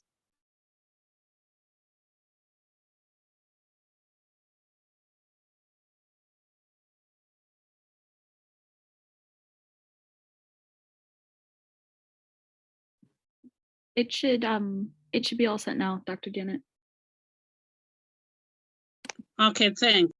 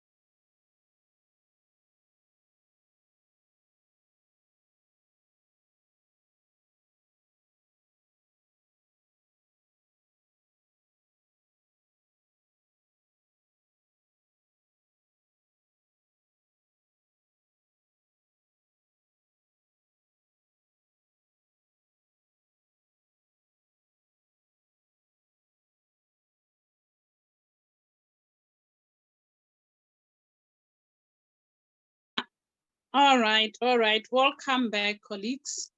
I hope we didn't lose some because now we're getting to the hot seats where we certainly need to kind of shift over to the plenary session, but I hope Comrade Nobu is connected now. Emily. Yes, she's connected, but I still don't see her microphone function. Oh, okay. But she's there. I noted in the meeting. I don't know what's happening now. Hi, comrades. It's no. Hello, comrades. Yes. Yes. Go ahead. Thank you. Sorry, I'm having problems with my network because I'm still at court. I was helping a survivor of GBV since morning. So my network is playing up here. Oh, thank you so much for finding time to join. You can go ahead, Com. Thanks. Okay, comrades. Greetings, comrades. My name is Nobuhle Ajiti. I'm a human rights activist based here in South Africa. So I challenge, or let me say, I fight for the rights of all vulnerable groups, be it people with disability, people living with albinism, the LGBTQI+ community, and even migrants. So that is more or less of the work that I do. I also do gender-based violence interventions where, well, maybe as a survivor, because I do not call them victims of gender-based violence, I call them survivors. If a survivor is being violated wherever they are, I usually get tip-offs, and then with the help of the police, I go and rescue that survivor, and then I try to put them in a place of safety.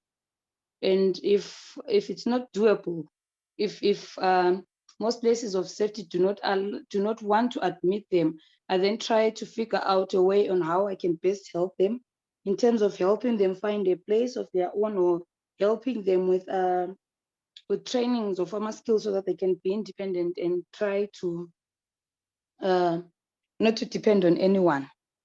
So there are survivors that are denied admission, because someone might ask what kind of a woman could be denied admission, especially when they are violated. It's especially the LGBTQI+ community. Most shelters always find excuses of taking them in, because they say when they shelter them, they always have problems with trying to fit them in, because they have trainings inside, like maybe at times they'll be wanting them to learn how to sew, and that LGBTQI+ community person is not interested in that and stuff like that. Then migrants are also usually not admitted. It's usually a challenge with migrant women, because sometimes even if they are documented, they are still not allowed. They do not really say we do not take in migrants, but they'll tell you all sorts of excuses. And I know that because I do not only help migrants and LGBTQI+ community, I help even natives of this country. I do not choose. So yeah, that is part of the work that I do. I also feed the homeless on the streets weekly. I do weekly soup kitchens. And I do not have sustainable funding to run those kitchens. It's just from individuals. Like maybe Comrade Janet might say, this week I'll supply you with rice. Another comrade to say, no, I'll supply with you braai pack and stuff like that. I also do voluntary repatriations of people living on the streets. And I can tell you, comrades, that a lot of our fellow brothers and sisters on the streets that I've helped are actually natives of this country that were stuck in Joburg for various reasons. Like the other guy that I just held, he's from the Free State. So he migrated this side trying to fend for his family, was looking for work and stuff. He did get a job and everything, but suddenly he lost everything when the state found out that the flat that they were actually renting was hijacked. So he had all his property taken, and at the same time he also lost his job. So he found himself on the street. So I also help them. When they come to me and they say, I want to go back home. This is my address. I do my own due diligence, clean them up, buy them groceries, help them with a bus ticket, and they go back to their homes. So the issue of migration is not only an international one. There is local immigration. Like people are going through so much, trying to scramble for the little resources that South Africa has. And I've actually seen so much. The thing is, comrades, please bear with me. I am very good with groundwork, but when it comes to presenting, I'm very pathetic. So you have to bear with me because I'll be all over. I'm just all over. So, like right now, as I was at court, I got a call that at General Hospital, I think it's Hillbrow Hospital, there is an organization that is actually protesting outside, picketing outside, asking that the hospital releases all foreign nationals from the hospital as they are, what do they call it? As they are badging or the health system. So they've been trying to deny even foreign nationals to access Hillbrow Hospital since morning. So they said that if I leave court, I should go straight there just to see what is happening, to check on what is happening. So, comrades, there is a lot that is going on. That is why I'm saying I'm all over. Even when it comes to presenting, I'll come with a lot of stories. But then again, I would like to say that Tina, Mina personally, if I were to speak for the community that I represent, we are very much grateful for what South Africa has done for us, so far. Honestly, taking in a lot of us, like when there is still a lot that is going on in their countries, just like I heard the pastor was saying, we are actually very much grateful. And if Begusia Ngami, I really wouldn't want to stay here forever. I've always told people that when you migrate to another country, make sure that you are working, you work hard, and your objective is to leave that country and go back home. Work hard so that you can be able to sustain yourself back home. Mamelanga, well, sorry, comrade for my Zulu. Your intention shouldn't be to stay. You shouldn't overstay. You're welcome. If you are a visitor, just know when you should leave. That is what I've always encouraged my fellow comrades. And that is exactly what most and some of the migrants have been doing. But unfortunately, COVID, it actually hit a lot of us very hard, and others lost their jobs, go process and aleo. And now for them to go back on their feet and go ahead with the plans that they had to live, it's actually very, very much problematic. And the issue of migration, especially for us, Aslam seekers, or let me say immigrants, it actually affects mostly women and children. It actually affects us as women and children mostly, because now we are trying to fend for your kids, and at the same time now you're trying to see how you can go back home and start afresh. Especially I'm talking in terms of ZEP holders, Zimbabwe exemption permit holders that are saying to be expiring this year December. It's a burden, and especially for women and children.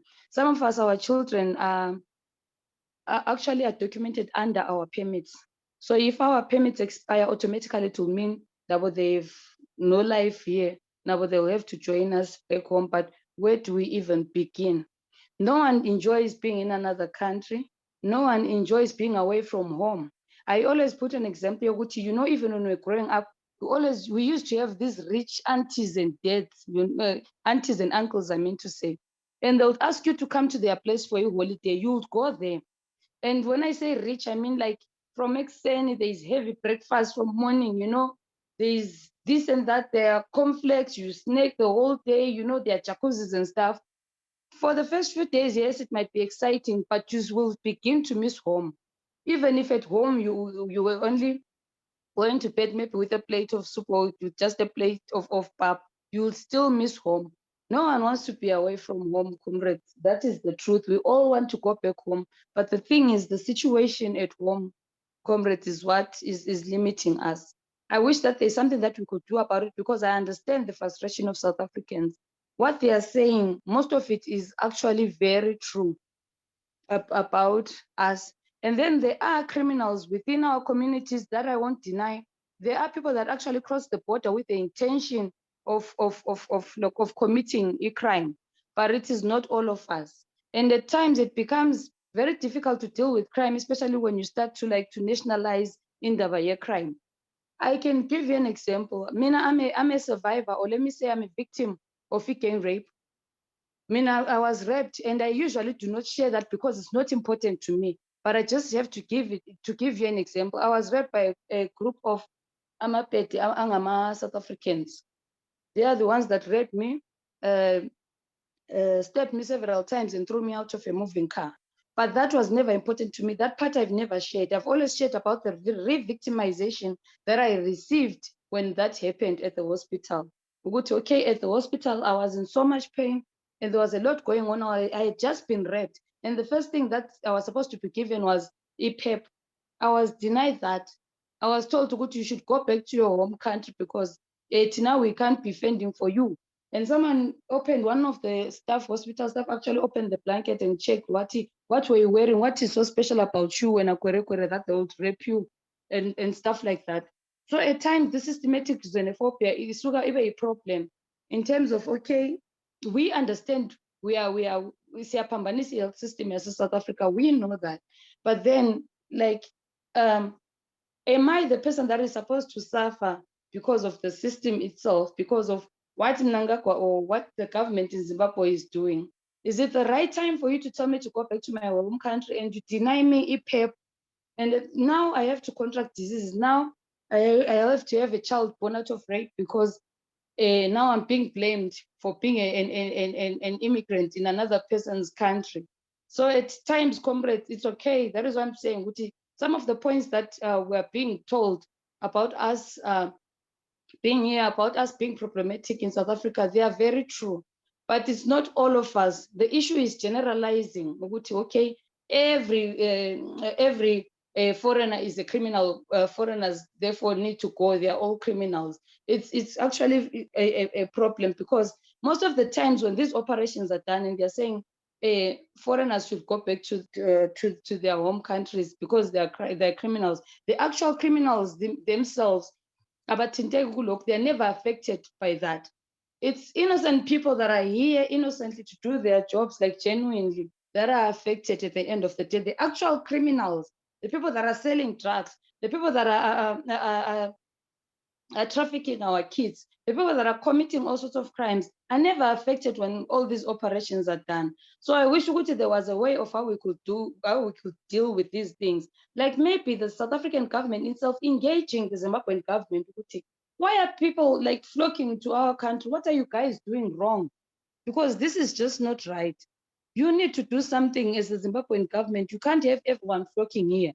And now that Indaba permits are about to expire, have the two governments engaged? Because people are not saying they do not want to go home.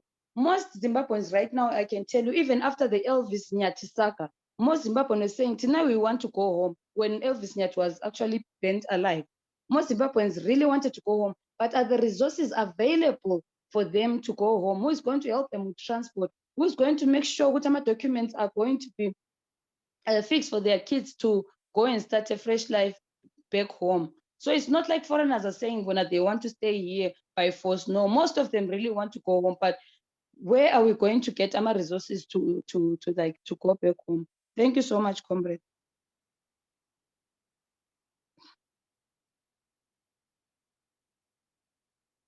Yeah, it's always, I always get touched and emotional when Comrade Nobu speaks. But I think she has summarized it all. No, it's not that migrants or refugees or asylum seekers want to stay for good, but the certain circumstances that are associated with South Africa's neighbors, particularly when it relates to poor governance and corruption actually make it are the key drivers, let me say, of migrants, asylum seekers, and refugees in this country. And of course, the issue of institutionalized xenophobia, in which we find those who are already documented getting stripped of the documentation. I'll leave it here. Thank you so much. Voluntary repatriation and so forth. I'll leave it here for the next plenary session. May I then call upon Sis Colette to kind of summarize it from a human rights perspective and with a gender lens, of course. Her being a champion in terms of advocates around gender equality and human rights broadly. I think she'll be in a position to try and stitch it all. I hope I'm not putting you on the spot, Sis Colette. I know how passionate you are when it comes to these issues. So over to you. I can't see leadership Pinky here. I know she's been having some personal problems, but we'll see after Sis Colette finishes. Over to you, Sis Colette. Malibongwe. Malibongwe, comrade. Thank you. Good afternoon. Thank you so much, Dr. Janet. I'll also open up a bit so that I greet those who are still here. I can see majority of people have left. It was a very long, intensive session, and the task you are now imposing on me, I find it very challenging, and I hope I'm able to do justice on it. You know, the presentations that have been made here are very touching, and you know, makes one, you know, very disturbed and discouraged. But my aim is not to increase you know, our weakness or the challenges, you know, to make them too big for us, but to say that we are in this era, and then what needs to be done. Yeah, so now let me just close my video. I'm gonna be very quick. I think, you know, as you started at the beginning, outlining our social compact here in South Africa, looking at the historical context where we're coming from, and the contracts that the government put together, which are the tools, the plans that contain who we are, our problems, the crises, the conflicts, and the civil society, the communities, and the resources, and the governance structure, you know, like those in power, and how their power can be utilized in a more efficient way or effective way. So I think from there on, I think I must say that we started, our trajectory was quite good.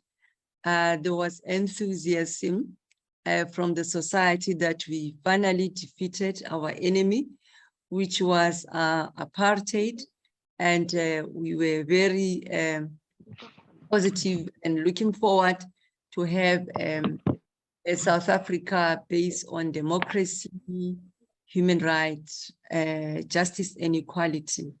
So those principles are actually the founded or the cornerstone of our human rights or democracy in South Africa, because during apartheid, you know, we were subjected to inhuman and degrading treatment because there was discrimination. Everything that had to do with us, you know, was negative, and like we were non-existent. We had no rights. We had no right to speak, freedom of expression, association, and assembly. And we were not even recognized in Parliament. So Parliament had 3 houses, which was House of Delegates, representatives, and the white South Africans. So those were the whites, the coloreds, and the Indians. So for us to have gone through those economic and social programs seeking to address the economic imbalances of the past, I think one thing that I could say is that how did we enter into how was the environment as well? You know, just coming out of apartheid and had the Truth and Reconciliation Commission, where, you know, promises were made, where a healing process was going to take place to give the nation a clean slate to start afresh in building the South Africa we want.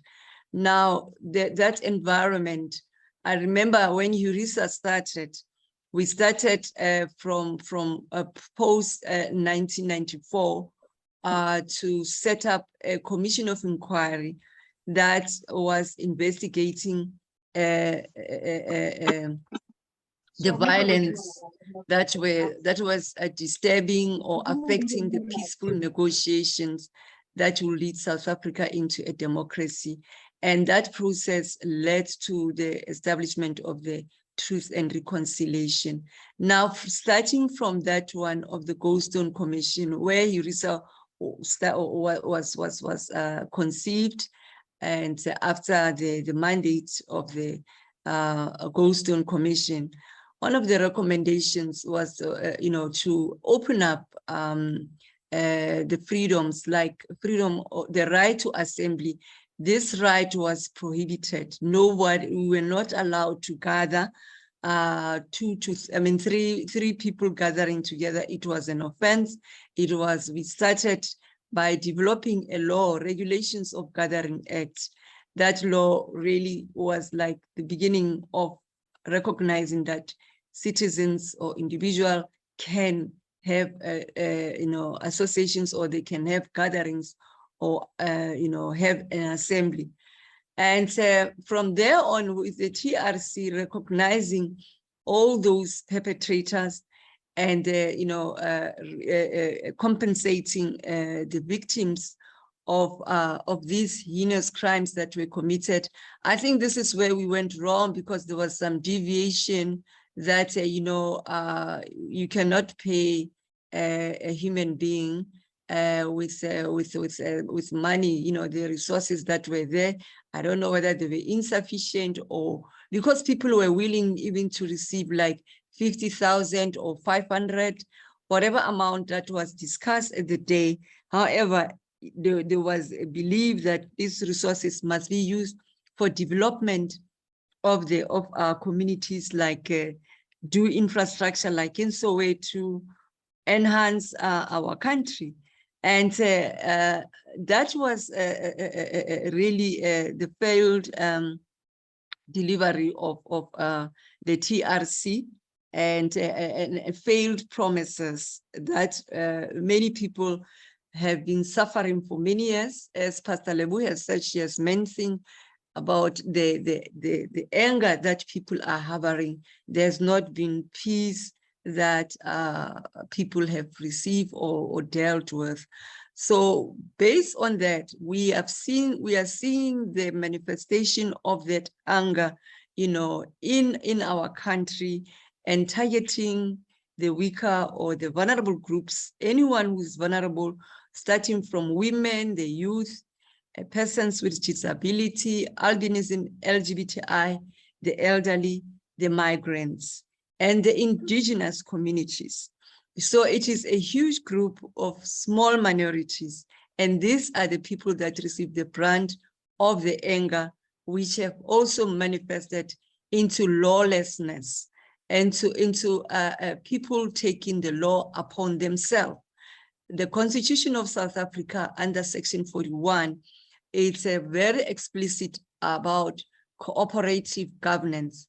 It calls the local government, provincial, and the national government to work together collectively for the best interest of the people of the Republic of South Africa, to defend the country and then also to be loyal, and also to take care of the welfare or the well-being of the citizens of South Africa. And we have seen that that principle under Article 41 is not usually made reference or spoke about to hold government accountable. We have seen that from that constitutional imperatives, we had treaties that South Africa even ratified, the Convention on the Rights of Women, CEDAW, and even at the AU Maputo Protocol, International Covenant on Civil Political Rights, and another one on economic and social rights, and many other treaties which South Africa ratified, even the Universal Declaration, which the former the apartheid president was part of the process of drafting the Universal Declaration of Human Rights. But when it comes to time for voting, he abstained. So South Africa was never a country that was based on human rights and democracy, particularly around apartheid. So taking over, creating these structures on this environment that was so volatile, full of hatred, full of discrimination, we did little to advance laws, particularly to address discrimination, the horror of discrimination, which is still part and parcel of our life. And we see it even manifested in culture. We see women being discriminated, subjugation of women. We've seen how young girls are abducted. There's abductions, which are forced marriages, teenage pregnancies, school dropouts, and so forth. So we see these kind of horrific crimes that, you know, when we view them, it's as if the country has been in war for several years, you know, and it's at war with itself. And some of the acts, you know, amount to genocide, amount to crimes against humanity, where we should be prosecuting some of the presidents, some of the individuals at The Hague or at International Criminal Court, because there has been one criminal activity over and above, to the extent that national human rights institutions that are set up in the Constitution to be supportive, to be like a conduit between us and the state. We've seen how they are currently being weakened. Human Rights Commission, Public Protector, Commission for Gender Equality, among others, and I'll also refer to the Auditor General. So the Human Rights Commission had been that vibrant institution, you know, drafting researches, holding government accountable, using their superior powers, you know, and little powers used for litigation. However, they've been that vocal institution, and they were having few offices in the country, but the whole country has got branches. But those branches, we all know that they're undercapacitated, they're under resources, they're not able to address all these problems that we are dealing or experiencing in our provinces. And then then what happened?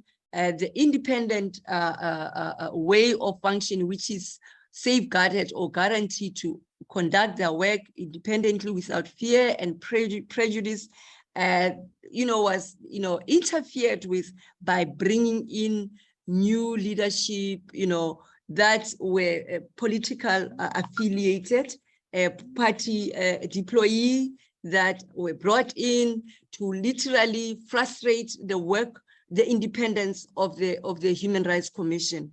And meanwhile, then we saw a public protector office, you know, becoming very strong, to the extent that they were able to identify or to receive information and to deal with it within their minimum resources, to have a conclusion or recommendations that led to establishment of the Commission of Inquiry into the state capture that was led by Justice Raymond Zondo. And then the Commission for Gender Equality had been that Chapter 9 institution that is so significant. It deals with women and, you know, all the gender related issues of the country. They're supposed to be dealt with in this organization. However, this institution is very much weakened, and we have seen also how the women that we have such high regard, the women that particularly in the political party, these women, they've got such vast experience. They've seen others before them, like Charlotte Maxeke, Me Oliver Tambo, Winnie Madikizela Mandela, just to mention a few. There were women that were determined to get gender equality and to get women's voices respected. But we have seen the disappointment that as soon as they get into power, something happened. They go astray. They, are made to, attend to issues that are more politically inclined, and to, deviate from what the women of South Africa expected them to do. We've seen many challenges, for example, gender-based violence, which our coalition on the Universal Periodic Review have realized that actually we should be ensuring that this gender-based violence that we're experiencing with femicide does not leave out torture, because the way women are murdered, those crimes are beyond the description. Even the laws that we have in South Africa cannot contain the types of murders that we have. We know that a bail is not to be granted. This right must be limited, but there has been inconsistency all over in the country. We've been monitoring granting of bail. And then also we have seen that crimes that have been committed like over 10 years, the victims or survivors can bring these cases forward, but we can see that women still fear or reluctant or are discouraged to even use the justice system, because it's so torturous to remember what they've done to you, what the trauma that you went through, and you were thinking that you're gonna be dismembered, we're gonna be reading about you in the newspapers. So we need to see more women like Nobuhle here, who spoke earlier when Ajichi. Nobuhle spoke so well in touching about what happened to her in South Africa as a woman, that you are not safe. If we can just set aside the fact that we have migrants, we've got asylum seekers in the country who are women, who are LGBTI, who are all sorts in our midst, that yes, maybe some of them are undocumented, but do we really appreciate the types of crimes that are committed in our country? Do we really appreciate that, yes, these people have run away from their country, they must go back to their country to defend and fight for democracy? They are sitting here enjoying. And we are talking about, I understand we are talking about 4% of migrants, of our population in South Africa. Are these people really being the real cause of what is happening? We are the ones, and if we can think properly about the report of the state capture, we should not shy away. We should be, I always say that, sometimes the truth hurts. If we can train our government and even our community that, what, ignorance or what is it? There's a word that I'm looking for, but what I'm trying to say here is, what, it's best for you to get the truth and make those choices, but for you to deny the truth and keep on asking questions, what have so-and-so done, when the story, the information is there in front of our eyes, that billions and billions of money left South Africa. We did get, friends of the former presidents that were running the country, that were assisting the president, former president, and some of the officials to loot the country. The country has been looted. Lots and lots of millions left South Africa. And that report, I'm told it's like 5 million pages. It's a pity that we are not a reading society. We might not be able to cover all aspects, but we need to read it. We need to familiarize ourselves, to educate everyone, to really hold people accountable. You know, it's always good for people to be told the truth and to train them to be responsible. But what we have seen, we've seen reprisals. We've seen that men and some women are hired to be hitmen. We see extrajudicial killings that are happening to human rights defenders, especially when you are a woman. Even when you are in government, your life it's at risk. If you have confidential information, you are required to operate in such a way that you protect your leaders, to validate corruption, to validate what is going on. We still have women human rights defenders that have gone missing. You remember Esidimeni scandal, where the mentally ill patients were moved from a functioning institution, health institution, into the homes of incompetent NGOs who didn't have good facilities. We have seen how people's heart have been hardened. You know, people were once informed not to have confidence. I know that we do have syndicates like the drug lords that have been happening. We've seen hijacking. We've seen the heist committed by various groups, South Africans, it will be Zimbabweans, it will be Botswana. We've been watching all these things. We can see these things, they happen in a collaborative manner. However, that does not say that we encourage a crime in the country. What we are saying is that our governments, especially in the Department of Home Affairs, the minister, the current minister, has been cracking down corruption that has taken years in this department. We have seen passports being sold around in our country, and even in the police, we've seen the police involved in corruption and playing a role with encouraging some of the criminals that we have in the country. So we are also part and parcel of that. We cannot shift blame and keep on saying the foreigners must go, the foreign or whatever. And then I've seen that in China more, the Judula groups, they've been attending there, trying to get undocumented migrants out for the employment of the South Africans. How did it happen that China was allowed to build its own empire? Because in China, there is no way any of us from Zimbabwe, South Africa, we could allow to build institutions and employ people from America in China, for example. So now these are the problems that have to do with our own leaderships. You know, in my language, we say,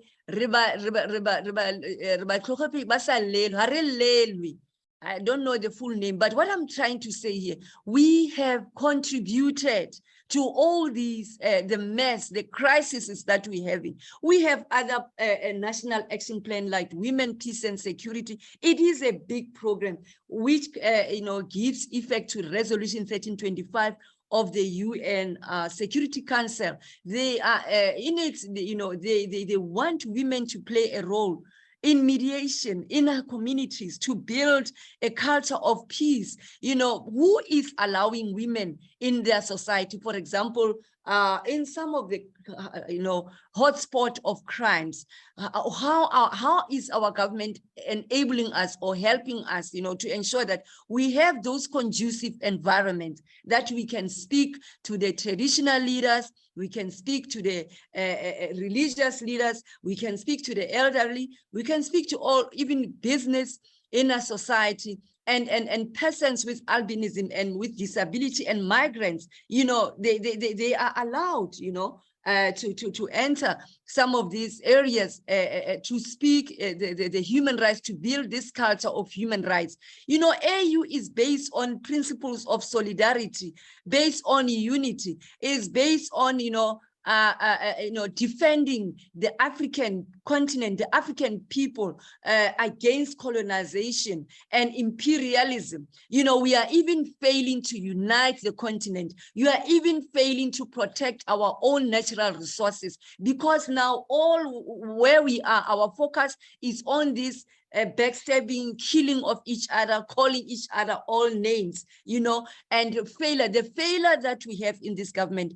I'm telling you, we have the SADC Declaration Treaty and many progressive protocols. Those protocols, they encourage our countries to establish SADC national committees in them, the civil society, business, trade unions, local government. They can play a role. We are taking shortcuts. Even the video of the MEC of Limpopo, which is busy circulating around, where she has thrown a towel in degrading furthermore persons from outside the borders of South Africa. That woman, like if you're a patient, you are owing money, the least you could get is a letter of demand telling you are owing, and you are given 7 days or 14 days to make the payments. And then if the next step is like the situation that is becoming so unbearable for South Africa, that they could have written, they use the platform. There is a platform within the SADC where a letter have been even addressed by the president, Cyril Ramaphosa.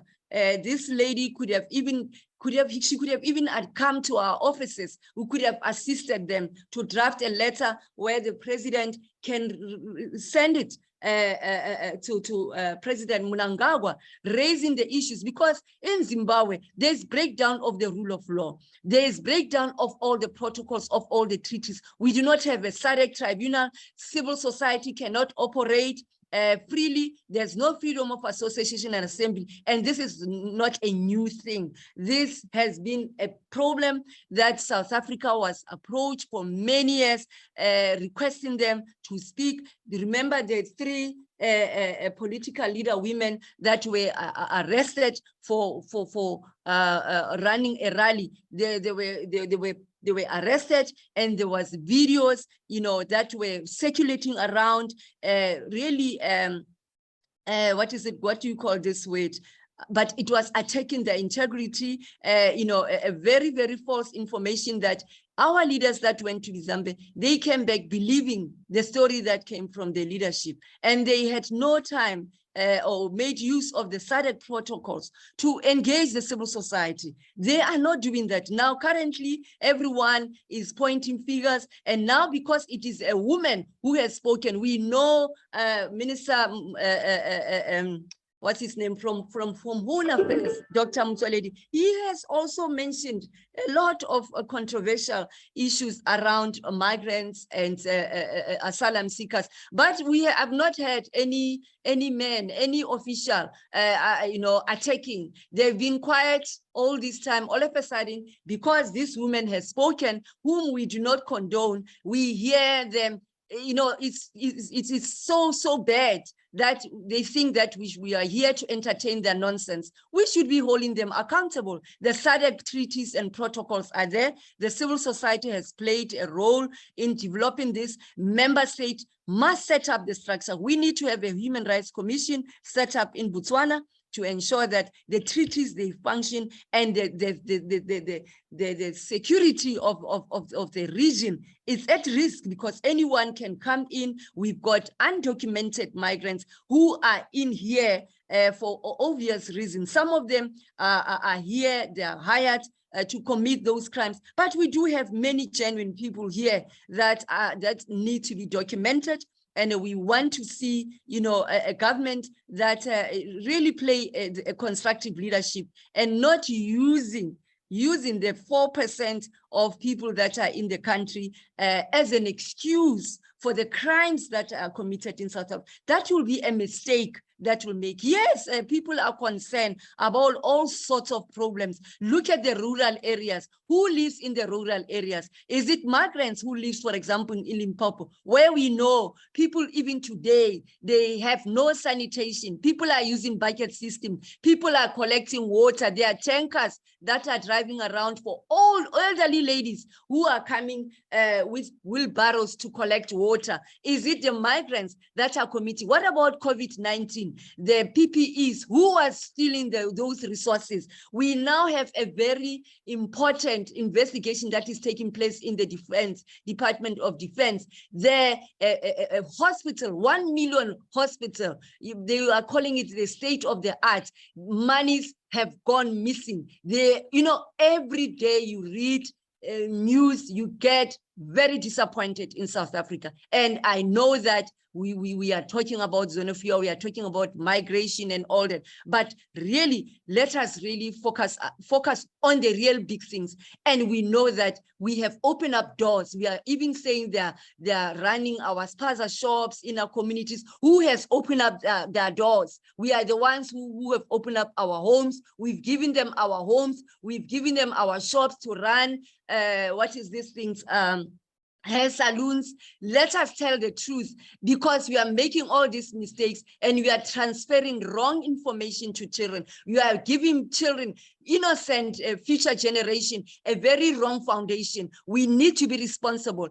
Mr. Former President Thabo Mbeki spoke about Pan-Africanism. He was the leader that was promoting this, but we know that along the way, things went, he deviated from the very, very important focus that we thought he was going to help Africans to unite, Africans to be truthful, to be responsible, to be accountable. And we know that in some of the parts of the continent, like in Malawi, he had, declared those elections in Malawi legitimate or free and fair. And the people of Malawi, they had to stand up themselves. They fought and they changed that. And they now have democracy. We also see Zambia. Zambia is another country that has moved and its economy is stabilizing. So really, I'm really disappointed about how negative things can make us take wrong decisions. Let us go for truth. And I'm not condoning anything. I'm not saying that the borders must be wide open and criminals must come in and invade in our country. All I'm saying, let the law enforcement function the way it is created. And let national Chapter 9 institution operate without fear and without independence, independently, without fear and prejudice. And we want the state capture report to be enforced. We want even report of the civil society that were infiltrated. That information is very important. Civil society, like the Right to Know and others, they have been mentioning that their organization were infiltrated. There were people that were coming in, acting as employee and stealing information, and many people, many of our colleagues that have gone missing. Even today, we don't know their whereabouts. We don't know what progress has been made in investigating. I want to stop here because I think I've reached a very, very, very hot space where I don't think I'll end up. Thank you very much for the opportunity. Thank you so much, Sis Colette. Like I said, we're actually approaching the hottest seat. And I must applaud you. I think everybody agrees that even though you felt like the assignment that we laid in front of you was something that was daunting, you have managed to do it perfectly, so if not more than what we are expecting. Thank you so much for the amazing teachings, because you didn't only talk about the problems, challenges, but you managed to build up from the conversation itself. I can say you've just become our respondent to all the speakers. So thank you so much. I wouldn't want to spoil this much furthermore. Unfortunately, I can't see President Pinky here because she was supposed to represent the organized labor perspective, which is one of the critical partners that were exclusively mentioned, and also tell us more about the working class poor and vulnerable workers in the country, and all those other expectations from the social compact. I would like to thank you because I'm sure in a way, much as we're raising issues, we also managed to map some of the key recommendations in our sharing without wasting much time. I can see Dr. Lepere want to leave as well. I understand we're supposed to finish at 4, and now it's 4:04, simply because we also started a bit late. Is it possible to just spare perhaps 15 minutes so that Comrade Fundi could take us through the next session, just to point out two critical issues as to what kind of a social compact are we all envisaging from our different spaces. Yes, we have had representatives who are already laid down the ground and made some proposals. If there are any other burning issues, perhaps I can hand over to Comrade Fundi. Unfortunately, we had to give enough time to our speakers because they actually presenting the mandate and input from their various constituencies. And also I noted we are just a few now from the participant side.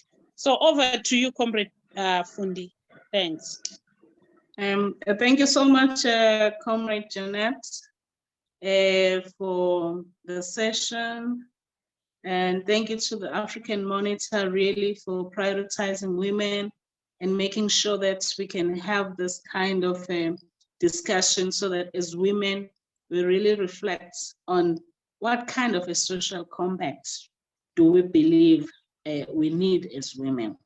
I know that there are many views coming from different forums, but I will want all of you as women to reflect on what is best for you in terms of the social compact. And I do believe that all the issues that you've raised are part of the concerns of women that you would want to see addressed. So I'm just, can you please raise your hands? And I'm going to give you an opportunity, but I'd like to see the hands going up on my application so that you can start saying, this must be part of the compact, this must be part of the compact. And I'm hoping that the vision is not a small vision that we have as women. And I'm sure that when we pull together what the presenters have given us, there'll be something that goes into the social compact. But I do want you to have an opportunity to say again, what do you think should be part of the social compact? I don't see any hands. I'm getting consent. I'm getting consent. Ladies, are you not coming up with any proposals? The floor is yours, ladies.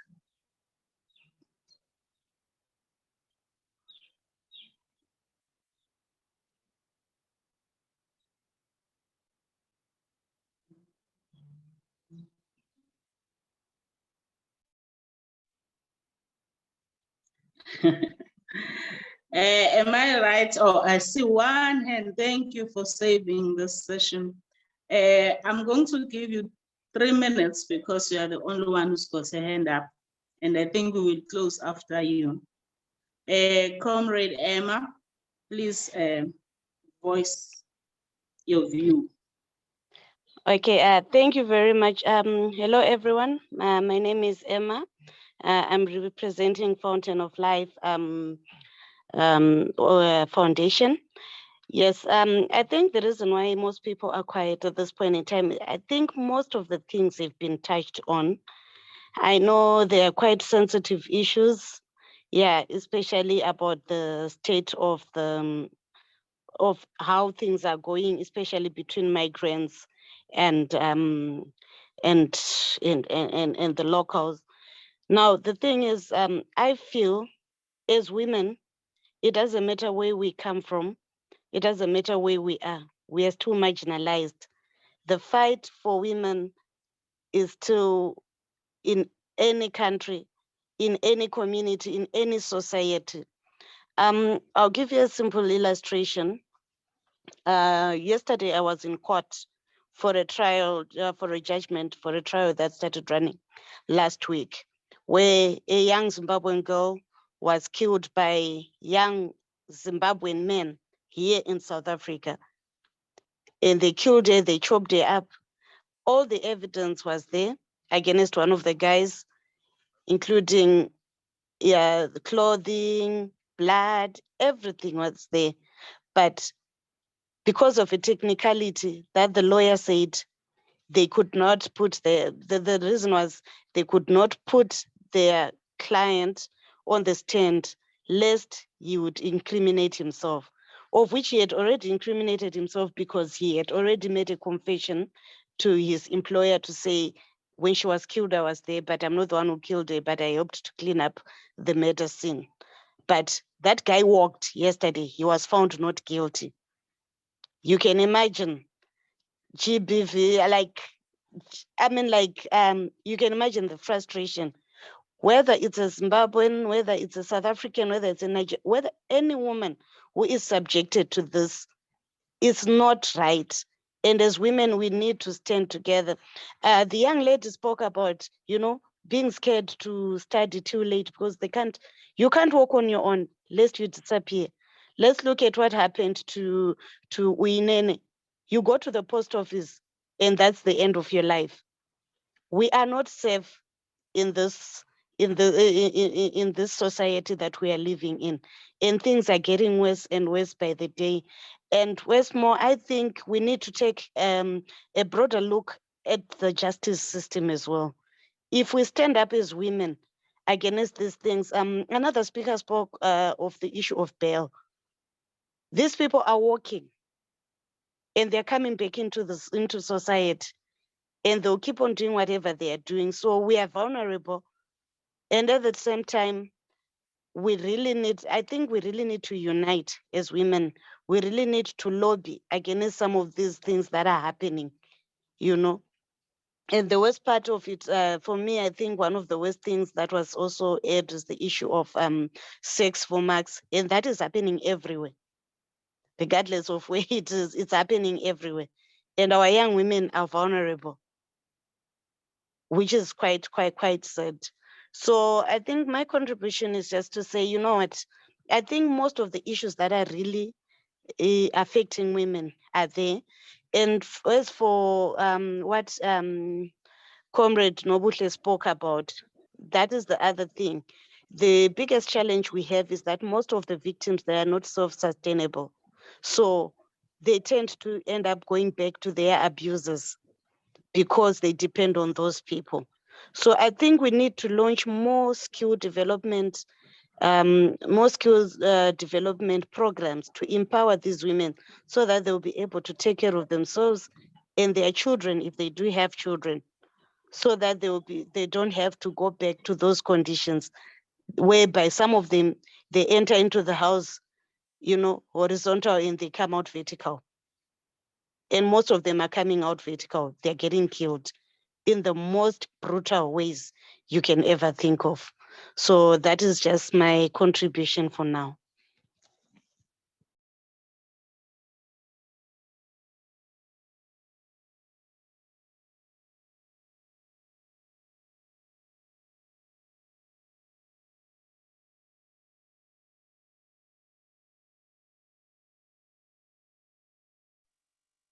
Thank you, I'm done.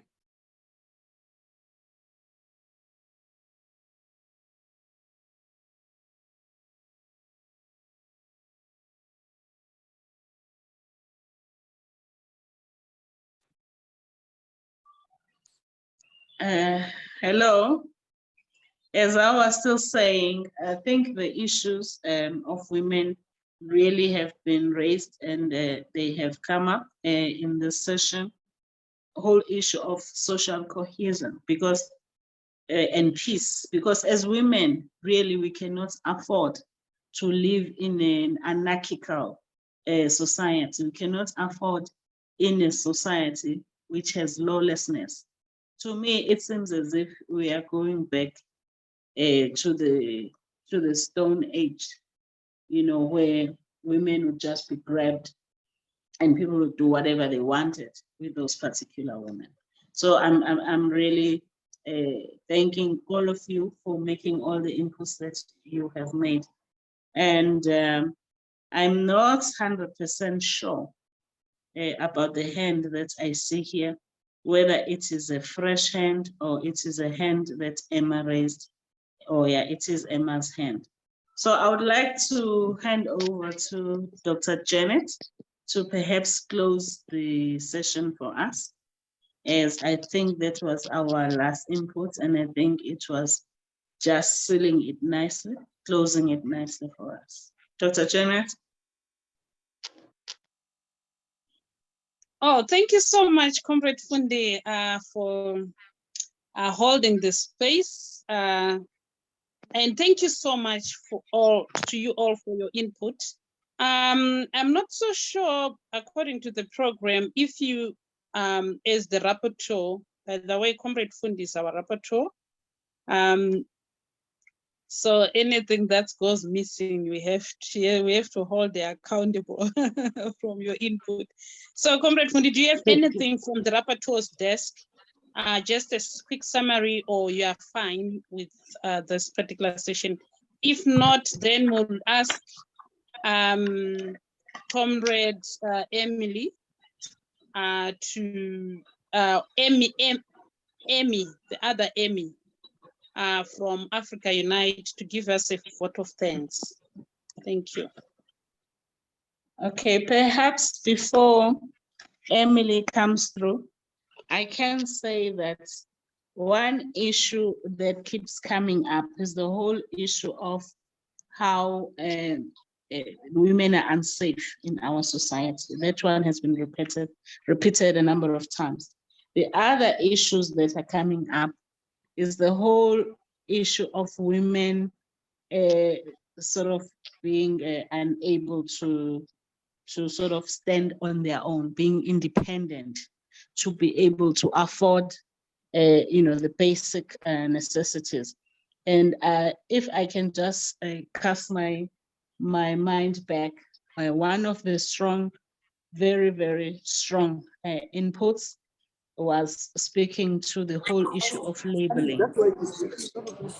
Can someone please mute whoever is destabilizing us here? Nobuhle, can you please mute Nobuhle? Emily, can you please mute Nobuhle?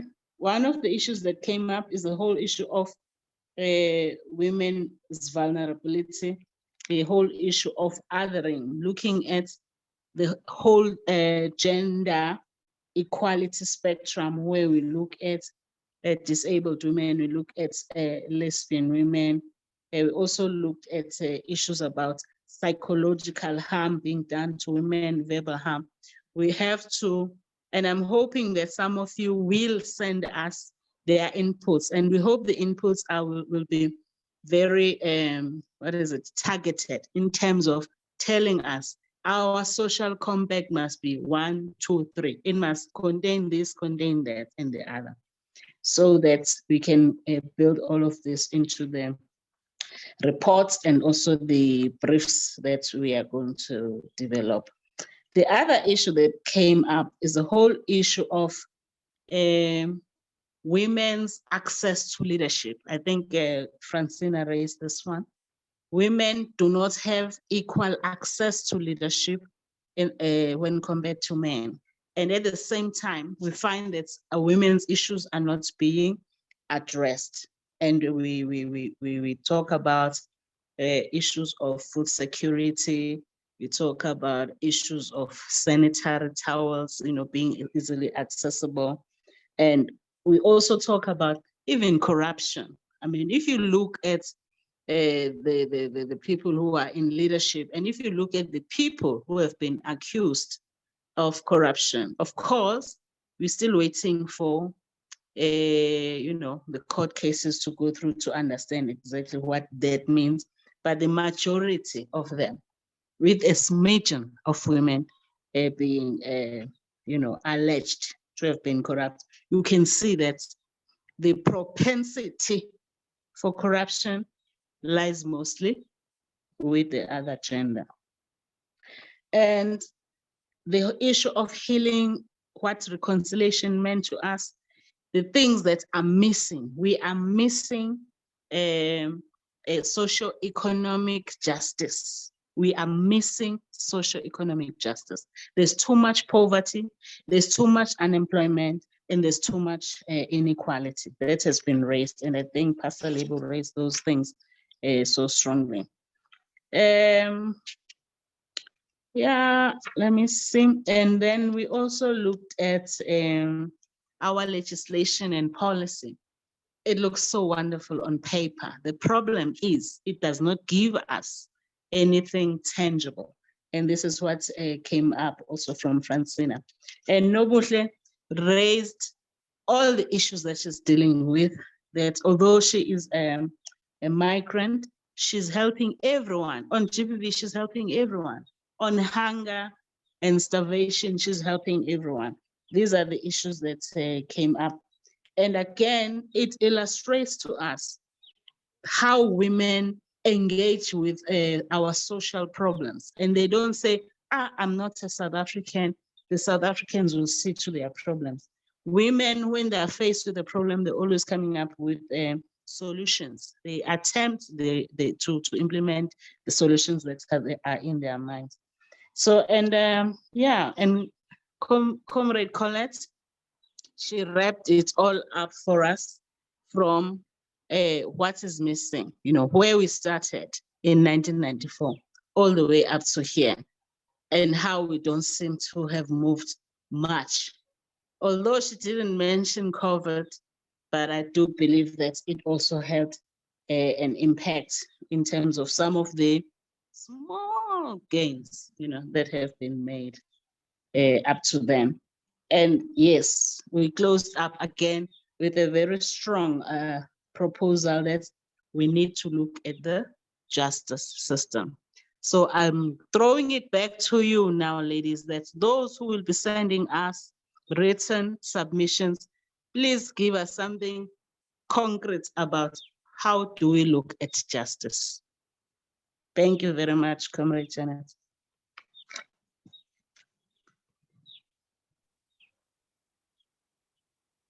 Thank you very much.